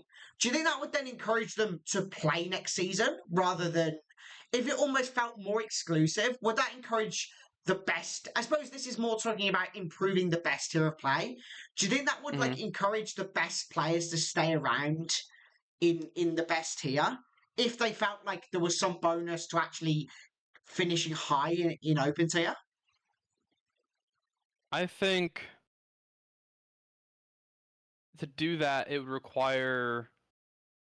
I think it would require one of two things, or maybe both. I think one, it would require people to consider CGL their primary tournament. Mm, Um, and two, there would probably have to be more of a reward to make that happen, kind of thing. yeah, In the sense of like, something like Face It, where like, you get knocked down from Master. People are trying to work their way up into WCS. So like yeah, that, the big goal is to get into WCS. Um, for a lot of people, you know, a lot of lower people, their primary event may be CGL, but for a lot of the higher ones, it might be one of many they play in. mm, And to be fair, that is one of our goals, is to make it so that there's CGL scheduling is flexible enough so that you play in multiple events at the same yeah, time, or like you can play in Face It and also play in CGL kind of thing. That it mm, gives you additional play, additional practice, etc. Maybe some reward if you play in it. Um, so I think it would require it to be considered their primary event, because like if it's not your primary event and you get kicked out for not being good enough, what's the incentive to really sign back up, yeah, kind of yeah. thing. I think I can see what you're going to promotion relegation. Promotion relegation Yeah, is an interesting thing. I think it requires people to consider it to be a primary event. It also requires um like teams to live long enough, I think, to make it mm, happen. And I think it was something that was touched in your podcast a little bit about like something like Face It, for example, is you pay to it, so you're a little more financially committed yeah, to sticking around in a sense because you're paying there anyways. It has like their pugs, it has their mm, ladder queue, it's the way you're WCS, and you're paying into it. So for CGL, feels free to enter, which then does technically mean get cases of people sign up and then don't play or just drop out, which happens. Overwatch yeah, teams also don't really last that long on average. A lot of teams blow up in like a week. yeah. It's It does like happen. Yeah, I think longevity is one of those things where like kind of happens more based on friend groups than it does uh that is like it's just any other method. yeah. Yeah, I think that's sensible. I think actually now thinking about it, do you think it would be a better system if CGL was able to provide a bigger prize? Do you think do you think that may be a better system then? I think it depends what, as in like we do promotion relegation at a bigger prize, or just we add a bigger prize. I mean, like for example, the promotion and relegation would work better in a system with a much bigger prize pool. Probably, because then it's more likely people want like really trying to be there, kind of thing Yeah. like that.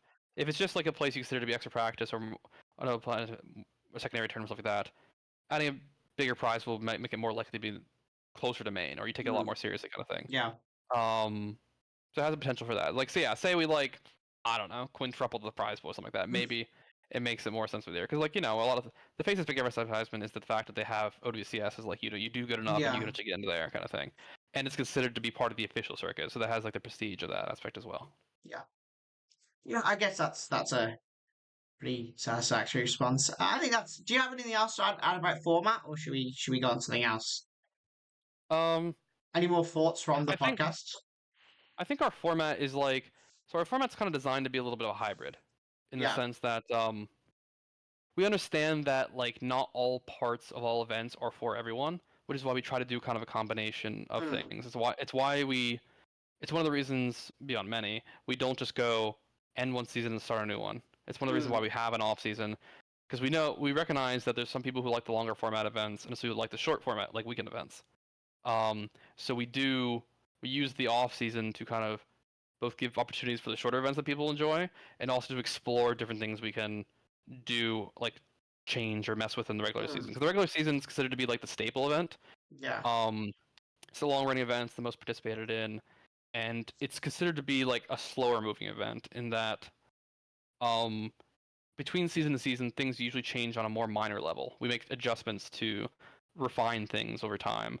Whereas like an off-season tournament, I can go and arbitrarily change it and do crazy things with it, and it doesn't matter because it's gonna be over in a weekend Yeah. probably. Um, and we try to do a little bit of both. So people, like some people play in the off-season tournaments will never play in the main season. People play in the main season never play in an off-season tournament. Yeah. That way we can hit a little of those notes for everyone. And also, admittedly, we do the off-season stuff so that we can take a break briefly Mm, and then come back to this stuff yeah. because they're both tiring in different ways. Um, I personally prefer the regular season overall from a standpoint of running the event. Mm, Um, it's easier to run in my opinion, it's easier to run a season than it is a weekend event. Or at least less tiring too. Because even though it's a little more of a marathon, the amount you have to do on a day-to-day basis is much less. A Yeah, weekend tournament kills my entire weekend. yeah, I basically don't do anything else because especially because of the multi-region aspect of it. If it's these weekend events will almost always have EU and NA, so yeah. which means I have to wake up early for EU, run that straight for like 5 hours, and then Mm, maybe have a 30-minute break until NA, and then yeah, NA starts and runs until it's later. And so by the yeah. end of the day, I'm like, dude, I don't want to do anything. Mm. And by the end of the weekend, my weekend's gone. I'm like, oh, it's back to Yeah, work on Monday. yeah. Um, okay, yeah, I think that's a really interesting thought of like that. I was And to thinking, touch on something you also mentioned on the yeah, podcast, actually, yeah, before I forget, touch on something else you mentioned in the podcast regarding the mid-season tournament. yeah, Um, so the mid-season tournament was actually originally added for two main reasons. yeah, It was added, okay, maybe three.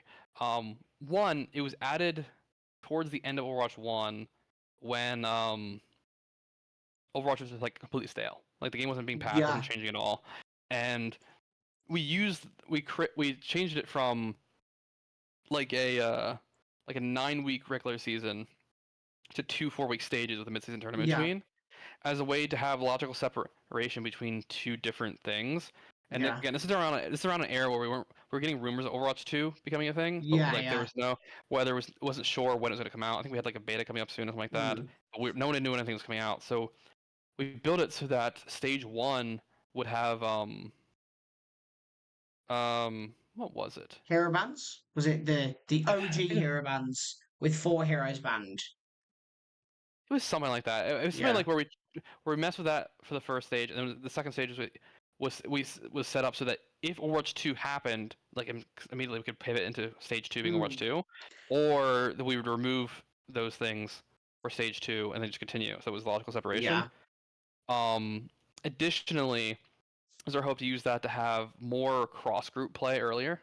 yeah, So you could kind of see the skills of the groups behind each other. Additionally, um, it was supposed to be a somewhat of a minor compromise for the people that prefer tournaments versus prefer longer yeah. seasons. To add some kind of little hype thing in between, so that there is like one of those hype little tournaments in between. And obviously, like you can argue back and forth whether like the reward is enough. It's kind of a little difficult to give too much reward to the mid-season tournament.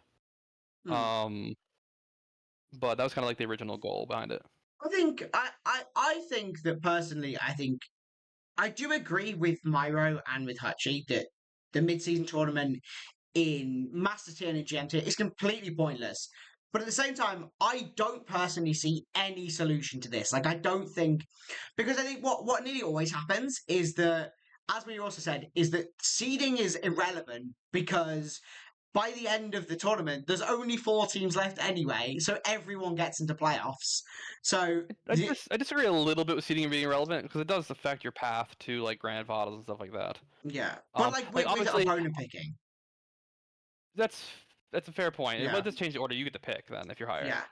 But I think Um, what normally happens is like I think I actually think the opponent picking. I do agree, like seeding does matter, but I think quite often what you see in these is that like it doesn't necessarily matter that much because the opponent picking they're gonna quite to kind of neutralizes seeding because the teams that pick they know which teams are better rather than not necessarily random but like the more random seeding mhm. is less random than for example Myro just saying he wants to pick the team that are like obviously Yeah. worse. Yeah, Hmm.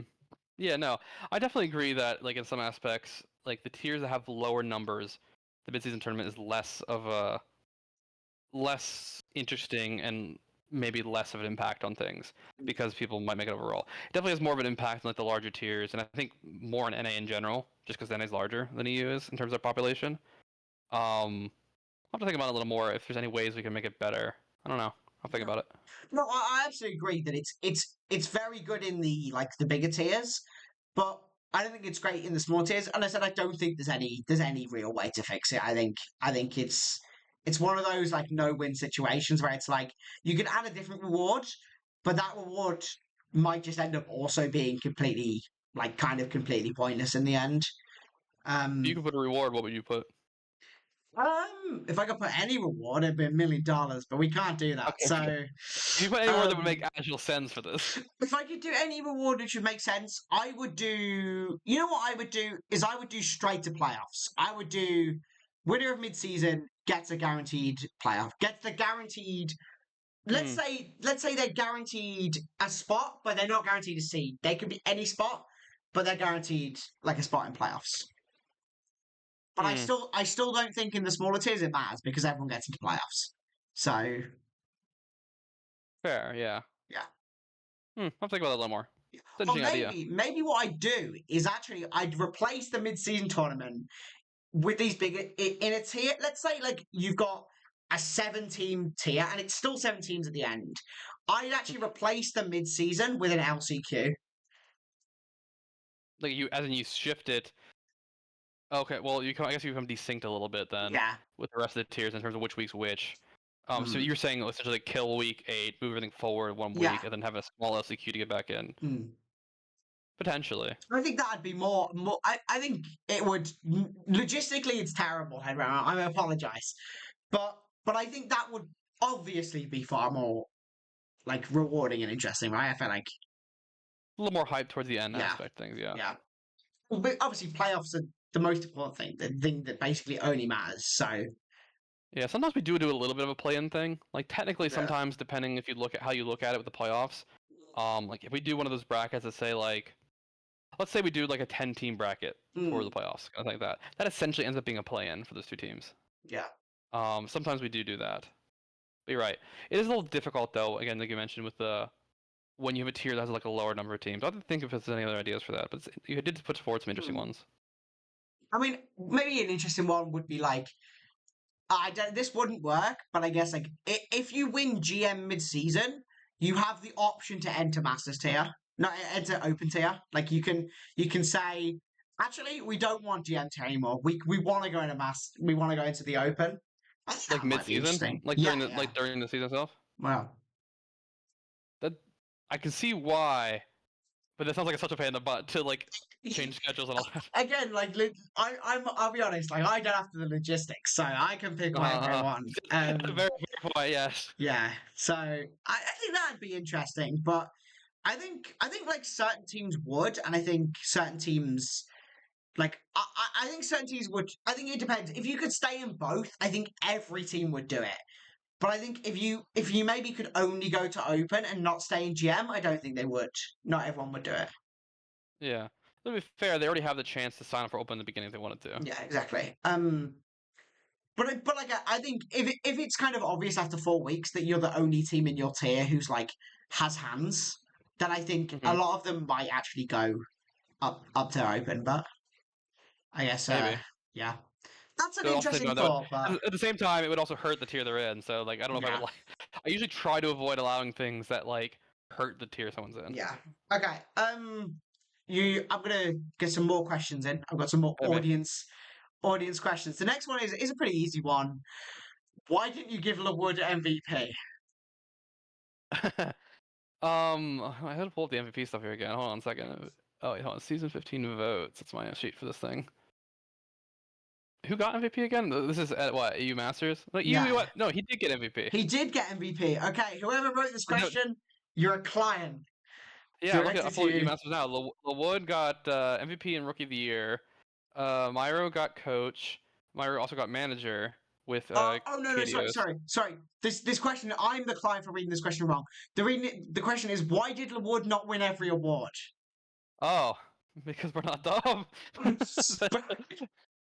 Okay, so Because essentially like what's it called? We try to avoid a situation where this is something like that required like a little bit of manual curation for the mm, rewards stuff like that. We're trying to make better in the future. yeah, We tried to not give awards to people that didn't actually do anything related to that thing. Essentially, you like for telling me example, LeWood wasn't the best support or tank? I can't speak to that one to be honest. But I think we looked back and saw like now, one, we're not giving you a reward, and two, I think we looked back, we're like, yeah, some people didn't do this actual role or whatever. Like we went back and actually looked in some cases for some people Yeah. to see like, okay, did they actually play this thing or not?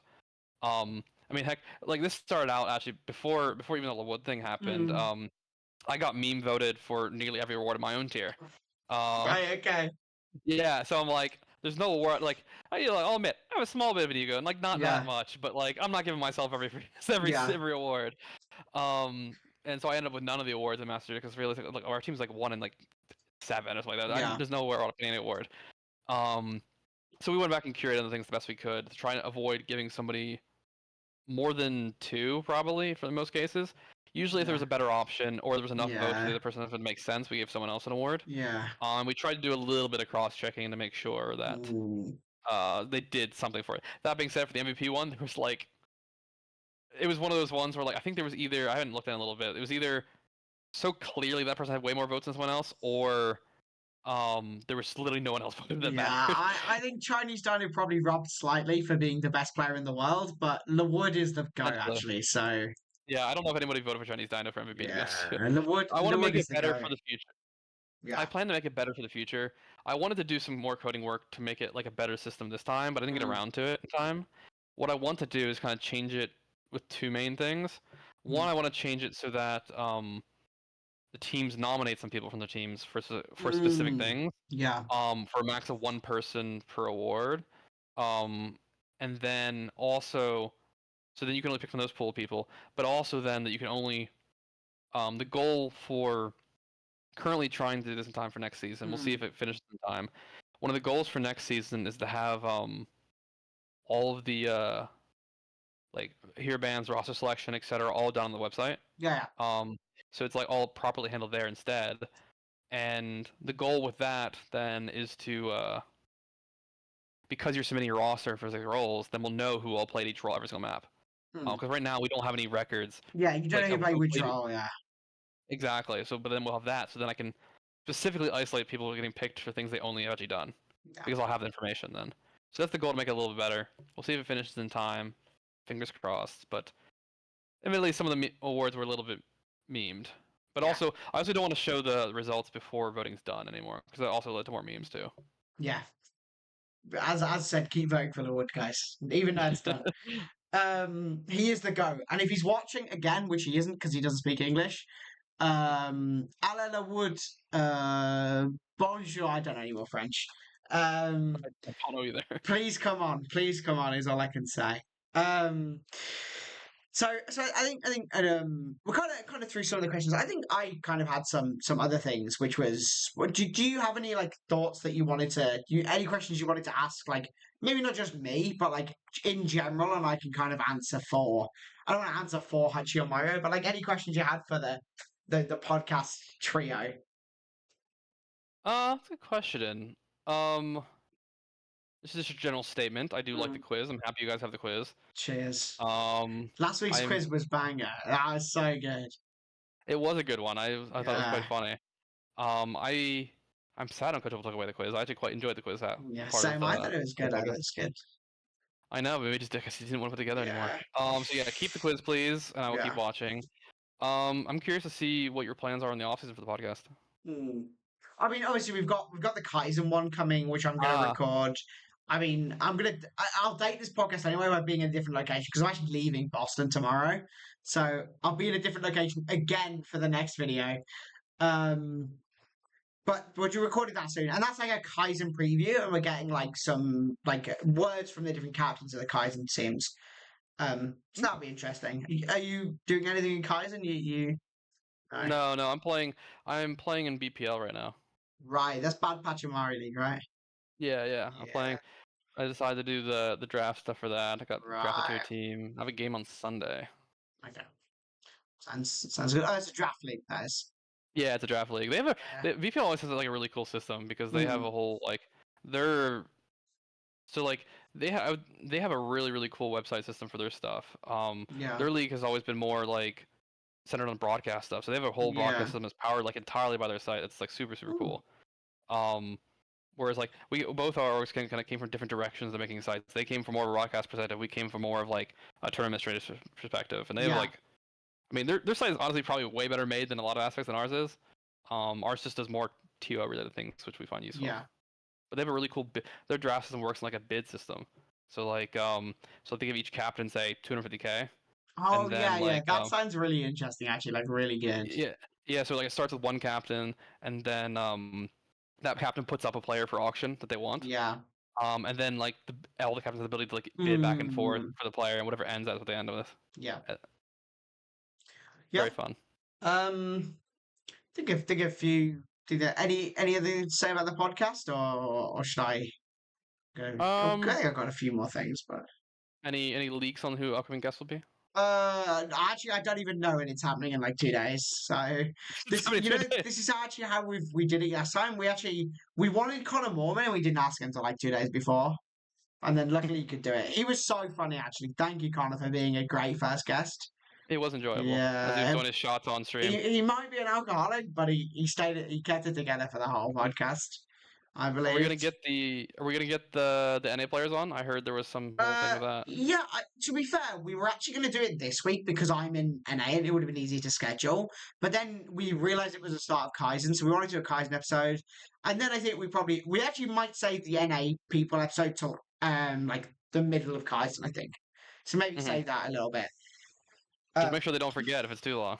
exactly, yeah, exactly. I mean, I've really enjoyed doing the podcast so far, and I think it's I got a really good reception. I'm glad how many people seem to enjoy the Yeah, podcast. if you guys keep doing, I'll definitely keep watching. I've Yeah, enjoyed watching it overall.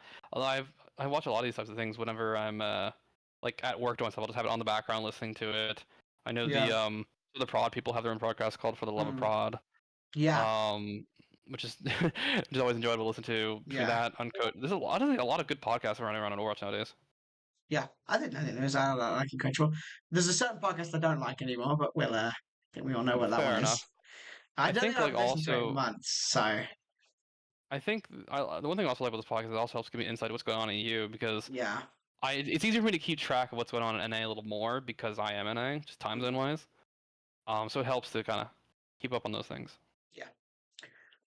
I think that's probably it. I think for the interview, I don't want to make the interview like 2.5 hours long. I think we could probably keep talking about like general Overwatch stuff. Kind of maybe wanted to get into talking about. Actually, we'll do this quick. We'll give us like 10 minutes to this. I say like, do you think that this is going to be like a complaining section? I guess this is the equivalent of client of the week on this.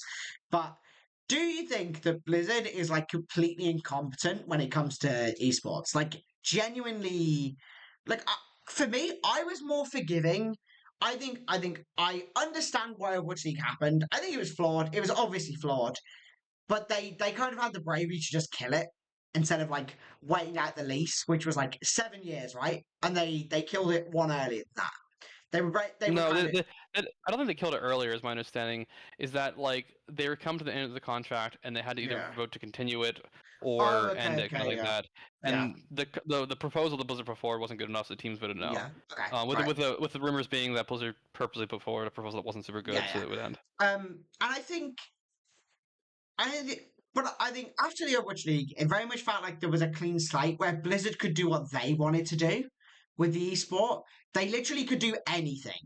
And there was because the very much interesting was it was a completely new team at Blizzard since the start of the Overwatch League, right? So that's very much the idea. Like Team Four has had quite a lot of turnover, and very much was like a different team. And I was quite looking forward to see what they did. But then I think I guess you say the 18 months that have followed the end of the Overwatch League have, to me, shown a clear lack of. I think one is a clear lack of interest and effort. I think they they don't care, which I would more understand if it hasn't proved effective in other games to actually advertise the game. Um, and I think there's also been a clear lack of like I think it's very much like the esports team at Blizzard is very good. Well, I say very good. I think good enough because I don't think there's much investment there. But I think the actual in-game team is completely useless when it comes to this thing. And I think maybe we should try and hold them a bit more accountable for actually being genuinely. I mean, I'm going to be honest. I actually think they're like genuinely useless on the esports side. Like, I think they're so slow. Like, how long is it taking for the team skins to come out? Like, It's been a good while, though. Admittedly, they also did say it was going to be quite a while. So they came out yeah, when they originally announced them. but So I like, don't think that's like super surprising. I know people. yeah, So I think like I have a few opinions on it. Some things I agree yeah, with, some things I don't. For me, honestly, I was really surprised that there wasn't a longer downtime between Overwatch League and them doing more stuff. I think the fact that they Mm, were willing to jump back in immediately, or as fast as they did, was actually really surprising to me. Which I think is a bit hopeful in that sense. I think more than anything, they're taking more of like a cautious approach to things. mm, Like I think this season of WCS is better than last season. I think they fixed a number of its issues yeah. with it. I think it's a lot more watchable than it was before. Mm, So much of stuff is actually streamed, which is great. They yeah. have they actually the fact that they're actually even doing a partner system in general, which I never thought I would Mm, see from them again. I think it's a big improvement. We actually saw the Chinese land. We saw actually some in-game stuff for like the advertising, like in-game objects of WCS on the maps they were playing, yeah. That was which I really thought was cool. Yeah. which we never even got even in Overwatch League. No. Apart I from think the Butterfinger and like the yeah, one playoffs we got Butterfinger and then they on decided to Kings Row. never bring it back. Yeah. Yeah. Yeah, yeah. So I think if anything, they're taking more of a cautious approach to the thing. The esports team at Blizzard is really small. It's like Mm. 2, 3 people Yeah, max. I gathered At Blizzard. it was tiny, like really tiny. Yeah, no, they're good people overall. It's just they don't have a lot of resources to do Mm, things. Because I know some of the members on the team, and they're excellent people, very confident. mm, Um, so it ends up being, they a lot of them end up doing like multiple jobs that really should be probably mm, multiple people kind of thing. Um, and I think yes, in some degrees, Blizzard's probably not investing as much in terms of money as I would like into it. Both say maybe in terms of prize pool, and it'd be wonderful if the Overwatch esports team had more people so they could give it more support. mm, A lot of it's kind of outsourced to the ESL Face It right now, mm. which has made it a little bit easier by the fact that they have the platform and stuff. But I think we're seeing kind of iterative improvement approach with them taking cautious. Like again, they're burned kind of hard by the Overwatch League in that sense. Yeah, I mean, obviously they So lost so much money on the Overwatch League, right? Like an outrageous amount. yeah, yeah, and I think we've seen a bit more engagement from them over time on things. Like you said, we're getting partnership stuff with in-game Mm, skins, even if it's not as fast as I would like. They are coming. We saw some engagement where there was the in-game stuff for the maps during WCS. mm, They've been using some of those events to announce some things too. Like, yeah. they announced some big stuff at the end of Mm, Stockholm last year. Um, I think it seems like we saw some mentions of Overwatch esports in that big like season 15 announcement thing yeah. for the look forward to. There was actually, even if it was a short section, there was still like a section on the Mm, main Overwatch announcement yeah, section for yeah, Overwatch yeah, esports in general, which I never thought I would see. I was like, yeah, oh shoot, it's Bailey. yeah. Um, and so yeah, they're not doing maybe as much as I would like, but I think we're seeing iterative improvement as they kind of dip their toes back in. Mm. That's my Yeah, personal yeah. opinion. I think the thing for me is that I agree that like I mean the for me the esports team are like not to blame at all because like there's only so much you can do with like a packet of crisps and like £4. Um but I think for me the one thing is that like I feel like there's obviously they outsource it to Face It, which is understandable. Um but I just wish and I think the lands have been good that we've had. But I just think that like I actually hilariously I think they almost I know that Face It has kind of a connection with DreamHack because they have the same owners, Yeah, but I actually think it's like Overwatch almost undersell them. The esport is bigger than I even think they think it is. Like I think that they think it's really small. When actually I do think it has a higher potential. And like I think this was more noticeable at Stockholm but like I think it's led to less in Dallas. But it very much felt that like DreamHack Stockholm without OWCS actually might have been just a complete flop. Like I actually felt like 90% of the people at DreamHack Stockholm were there for Overwatch. And I almost feel like it's these piggybacking off these events sometimes can almost feel like you undervalue your own products to a point where it's like it directly suffers and then the value itself like fucking crashes down, right? Where it's almost like if you put yourself in a position where let's say like I just explain like if you say we're like a C tier esport, even though you're not, eventually you will just become a C tier esport. And I think to some extent that is the problem that Overwatch has is that it was like it it the, it accepted itself as a small esport when it actually was a bit higher than that. But like the low investment has actually fallen it down like quite a bit, I think, to some extent. I mean, I think it's probably one of those things that, like, from an economic standpoint, you probably have to reset it down to start to build it back up again. Yeah. You need to have it try to go through that more natural phase. Because I would say a lot of what they tried to do with Overwatch League was very terms of unnatural growth. Kind of things, but like just like Mm, shoving it everywhere, trying to go absolutely massive and things. yeah. Yeah, I think I agree in the sense that like I agree a dedicated Overwatch event is way more hype and way more Mm, interesting and way more engagement.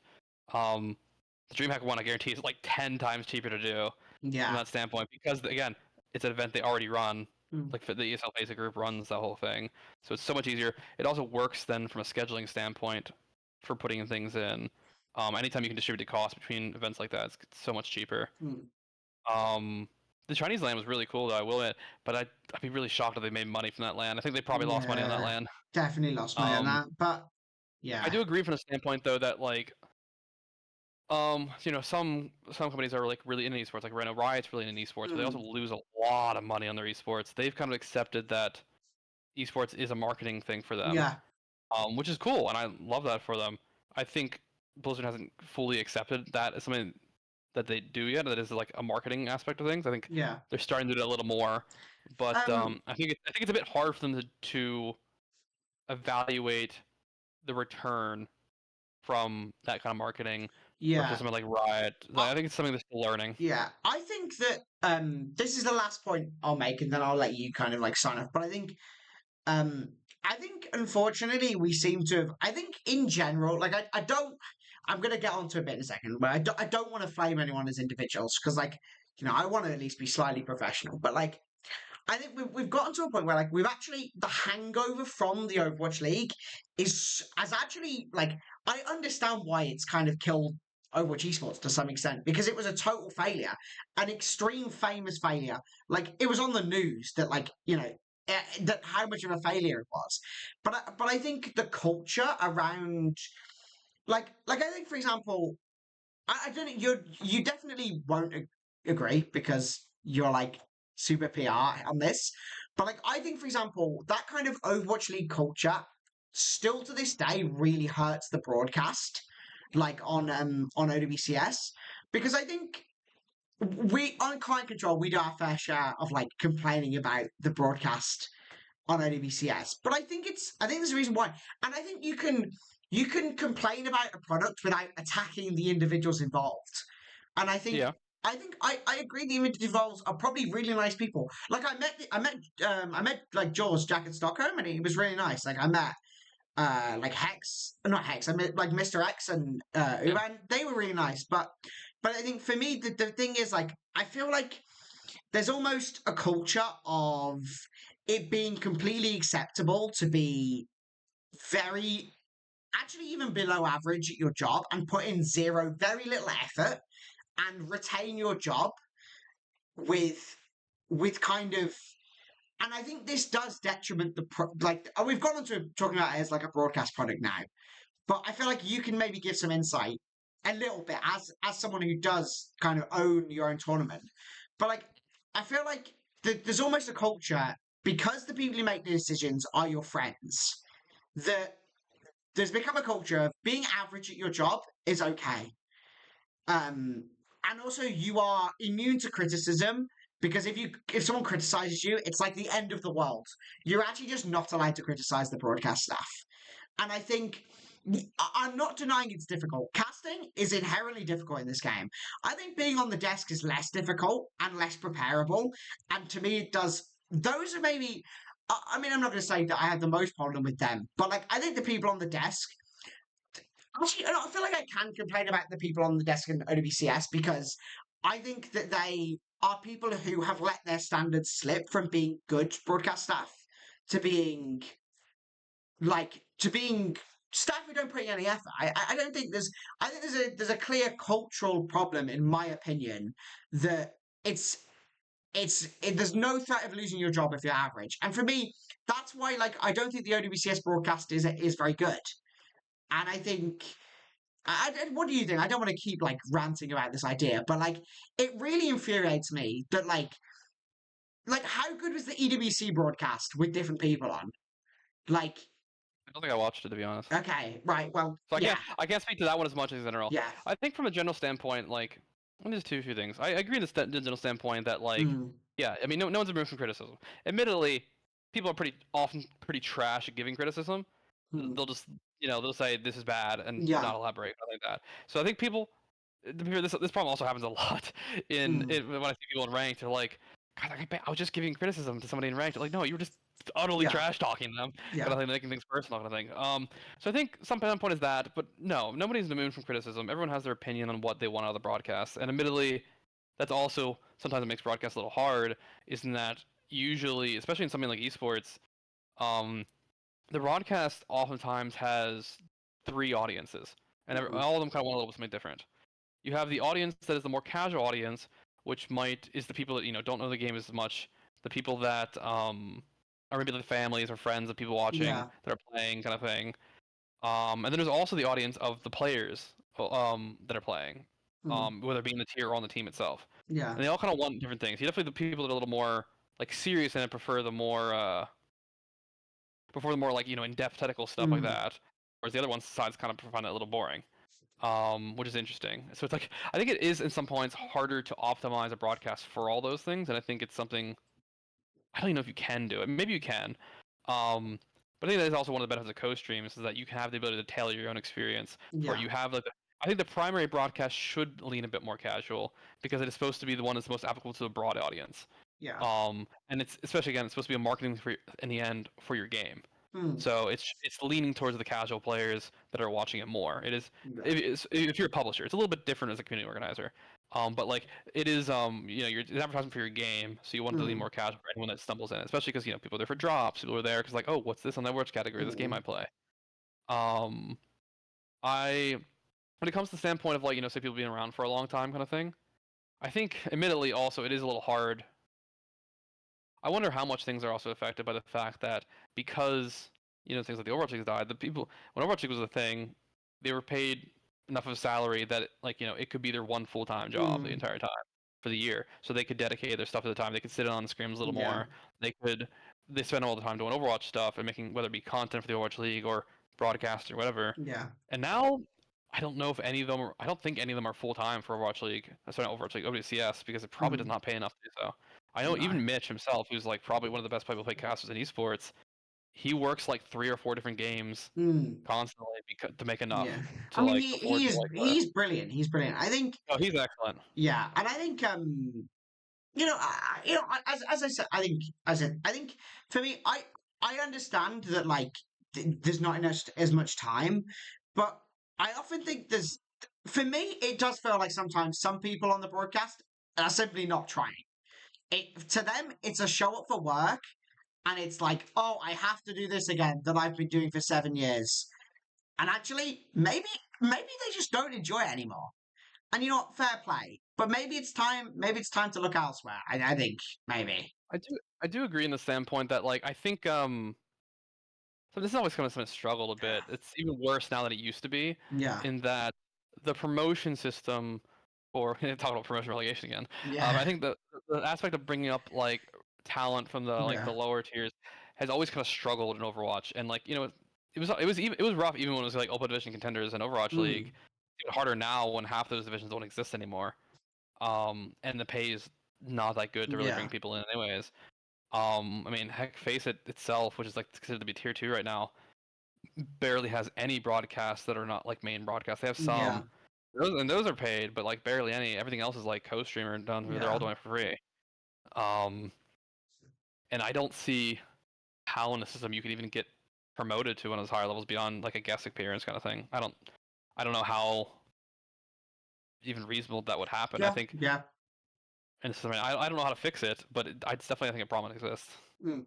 Yeah. I think I agree that it's every problem. I think Overwatch seems to have this recurring theme where it has problems which often feel completely unfixable.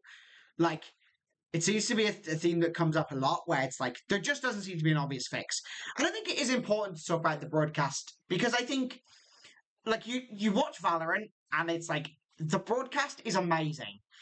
And it's not just because the production value is higher.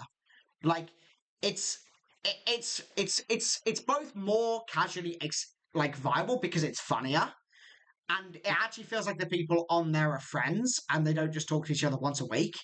Um, and also it's more serious because there's more actual kind of breakdown. Um, and I think it would be I think that having a good broadcast makes it a better product for casual players, and it brings Yep. more people into your product, and then in fact brings more people into your game. And I think I said I do have various problems with the broadcast.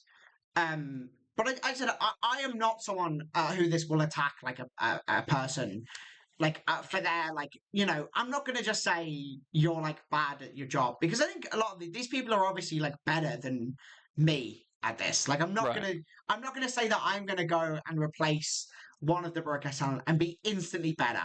But what I might say is that actually I think maybe Commander X might be better at this than someone else, or like maybe some other people who actually have more current knowledge to the game might be better at this.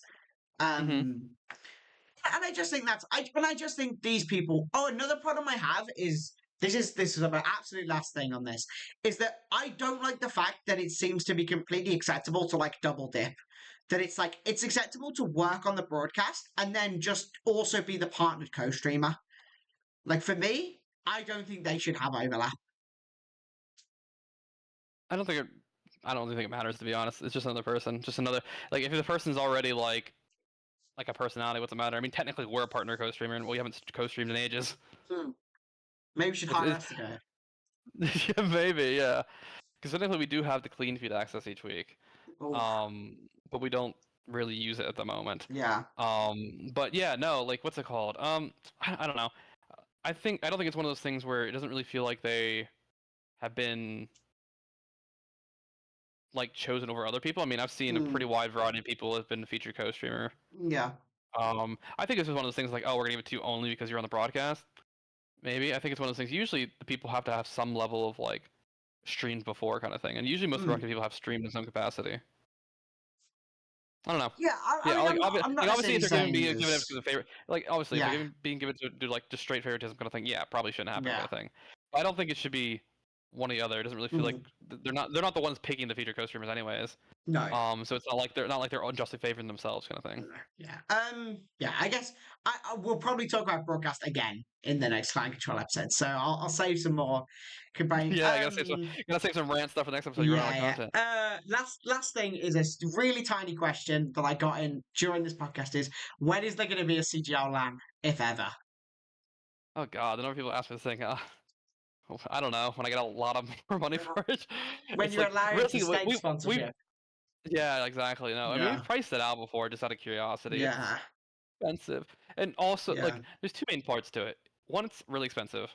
Mm. Um, and two, the whole question mark of where slash how you put it. Like, Mm. is it like its own independent event kind of thing? Is it something where, like the grand finals is on land kind of thing? I mean, that would be cool for sure, Mm. but also getting people there is a bit hard because realistically, if um if it's something like that, you probably need to like help cover the freaking bug. I mean, what the heck? You Yeah. help probably like you need to help like cover like travel and stuff like that, which is adds up really hard. Things are also a bit difficult too in that we now offer three regions, Yeah. NAU and South America, and it's actually probably the most affordable in South America because the currency conversion stuff. Yeah. But like, and what am I supposed to hold three lands, or am I supposed to like, hey, everyone come to NA, or should I only do it for one Yeah. region? I don't really like to do things Yeah. isolated to big regions, and trust me, a lot of my staff ask me when CGO land repeatedly. Mm. Realistically, probably not anytime soon. Mm. It'd be a very large investment, and also nobody pays to enter CGL. A lot of the Mm. um, a lot of the whole things for the Haviland stuff, either you pay to enter kind of thing, or like Yeah. when it comes to someone. In this case, it would be like I'd have to have the prize pool and then also pay the like we'll say maybe 20 grand for a land kind of thing, or maybe a Yeah. proper land, including like getting the people there and travel and hotels and all that kind of stuff. Mm. It's not an It's a lot impossible of money, thing. isn't it? But I suppose It is a lot of the money. the only thing is that I suppose the way it would be theoretically possible, right, is if you got like a chief partner, like a sponsor to send you out. That would be Or the easiest thing. of course you could I mean, it'd be harder now because I suppose you just need to. You could also piggyback off an already existing event, and then it would be even cheaper, right? I assume. Like, if you were like, Potentially. if you were like partnered with. I mean, you couldn't do DreamHack anymore, obviously, but like, I don't know where the game fest. Like, I guess like Insomnia in the UK, you could maybe like partner with. Like, I suppose that would be a more feasible way of doing it if they wanted to do it with you. Yeah, yeah. I mean, I know Yeah. like some of the collegiate stuff where all a bunch of collegiate leagues partner together, Yeah. where like you have like NECC run the LAN itself, but they're Mm, partnered with PlayFi, all the other ones, like three more, mm, something like that, and they'll yeah. have like one event put together, and they charge them a little bit for part of that LAN. Yeah.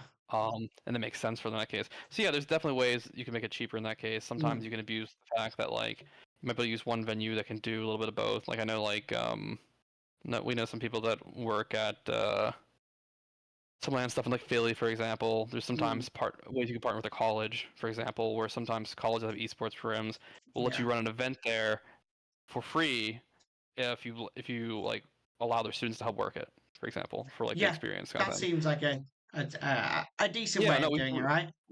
we definitely price the stuff out, and it makes it a lot cheaper in that case for Yeah. sure. The travel stuff and getting people there and the whys, what's this really what adds it up otherwise. Yeah. And a lot of places that do that too also are like not always in the greatest locations.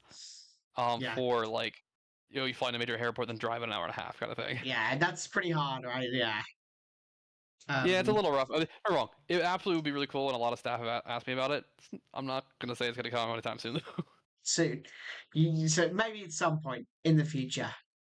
Yeah, because the funny thing Yeah. too is also like it's like the budget for like running a season, for example. Usually like the prize pool is honestly by far the smallest part of the running the season. Mm, It's the broadcast budget is the most expensive part, yeah. Yeah. and you add Um, on a land at the end, it's like oh we're gonna double the cost of the season. yeah. I think that's you got any? Yeah, I think that's an interesting answer. You got anything else to add at the end of this? Yeah, Um, don't think so. Just yeah, we'll probably have a stadium tournament coming up towards the end of June, beginning of yeah. July. When they actually bring That's out what, the custom game mode. yeah, it should come Yeah, out in season 17 is when it's supposed to come out with it. right. So we're looking to run a stadium event then. We'll have an off-season goats tournament, we'll have a Lucy Ball Mm, tournament, and then season 16 in end of August, beginning of September. yeah. All right. Thank you guys for watching. Thank you. I'll do a Thanks for wave. having me. I remember Dino Kinda Forever. Uh, yeah, Dino Kinda Forever. Goodbye.